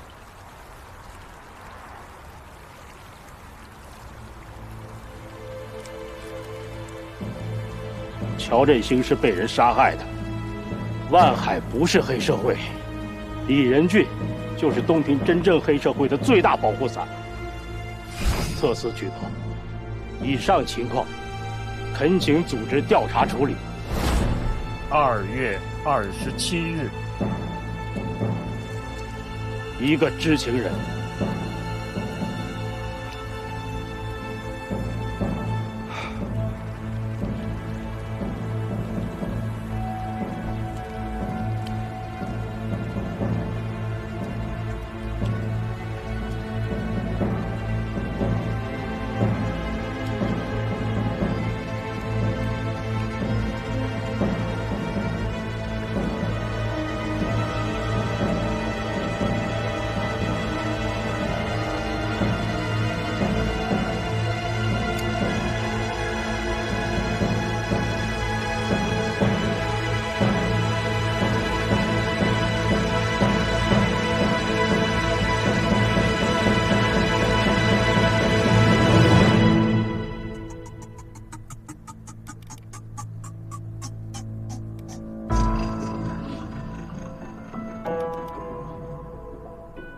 据张文京的说法和已有物证分析，东平货运站的转让不能确认是强迫交易，不排除有双方自愿的可能。万海肯定不是强买强卖，他跟王玉是老相识了。当时呢，王玉欠了好多赌债，天天有人上门堵他，他没办法，着急要卖这个货场，因为他缺钱，所以万海把这个货场给收了。收过来以后呢，人家万海弄得风生水起的，王玉眼红了，反咬一口，这就是事实。你说这些，有没有证据可以证明？有啊，陈有才就能作证，这事儿就是陈有才牵线搭桥的。对于王玉所说的，他被万海的人非法拘禁、殴打、强迫，他签了转让合同这个事实，目前为止，只有陈有才的口供证明，没有王玉的伤情鉴定报告。至于万家灯火娱乐城重伤害案，吴小天认罪态度良好，但他供认的重伤害吸毒者刘贵是万海指使这一情节，只有 KTV 女服务员邵小燕一人能够佐证，同样存在只有人证没有物证的问题。你说万海指使你教训刘贵，谁能证明啊？万家灯火的那个邵小燕儿，万总跟我说这事儿的时候，他就在边上。你详细说说当时的情况。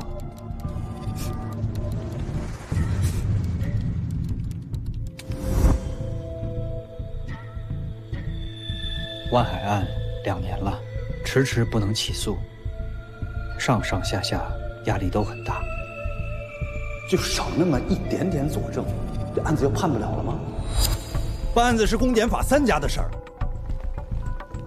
查明事实归公安，咱们的任务就是审查起诉，该提意见提意见，该退补退补，可该起诉就得起诉。办案子证据充分就行了，达到法律真实，不要苛求客观真实。都像你这么干，咱检察院不得被骂死啊？那也得看面对什么样的问题吧。李仁俊，我告诉你，这事儿反正我不同意，我就要行使检察侦查权，我就要补充侦查。李仁俊希望我以身体不适为由退出万海案，谢鸿飞接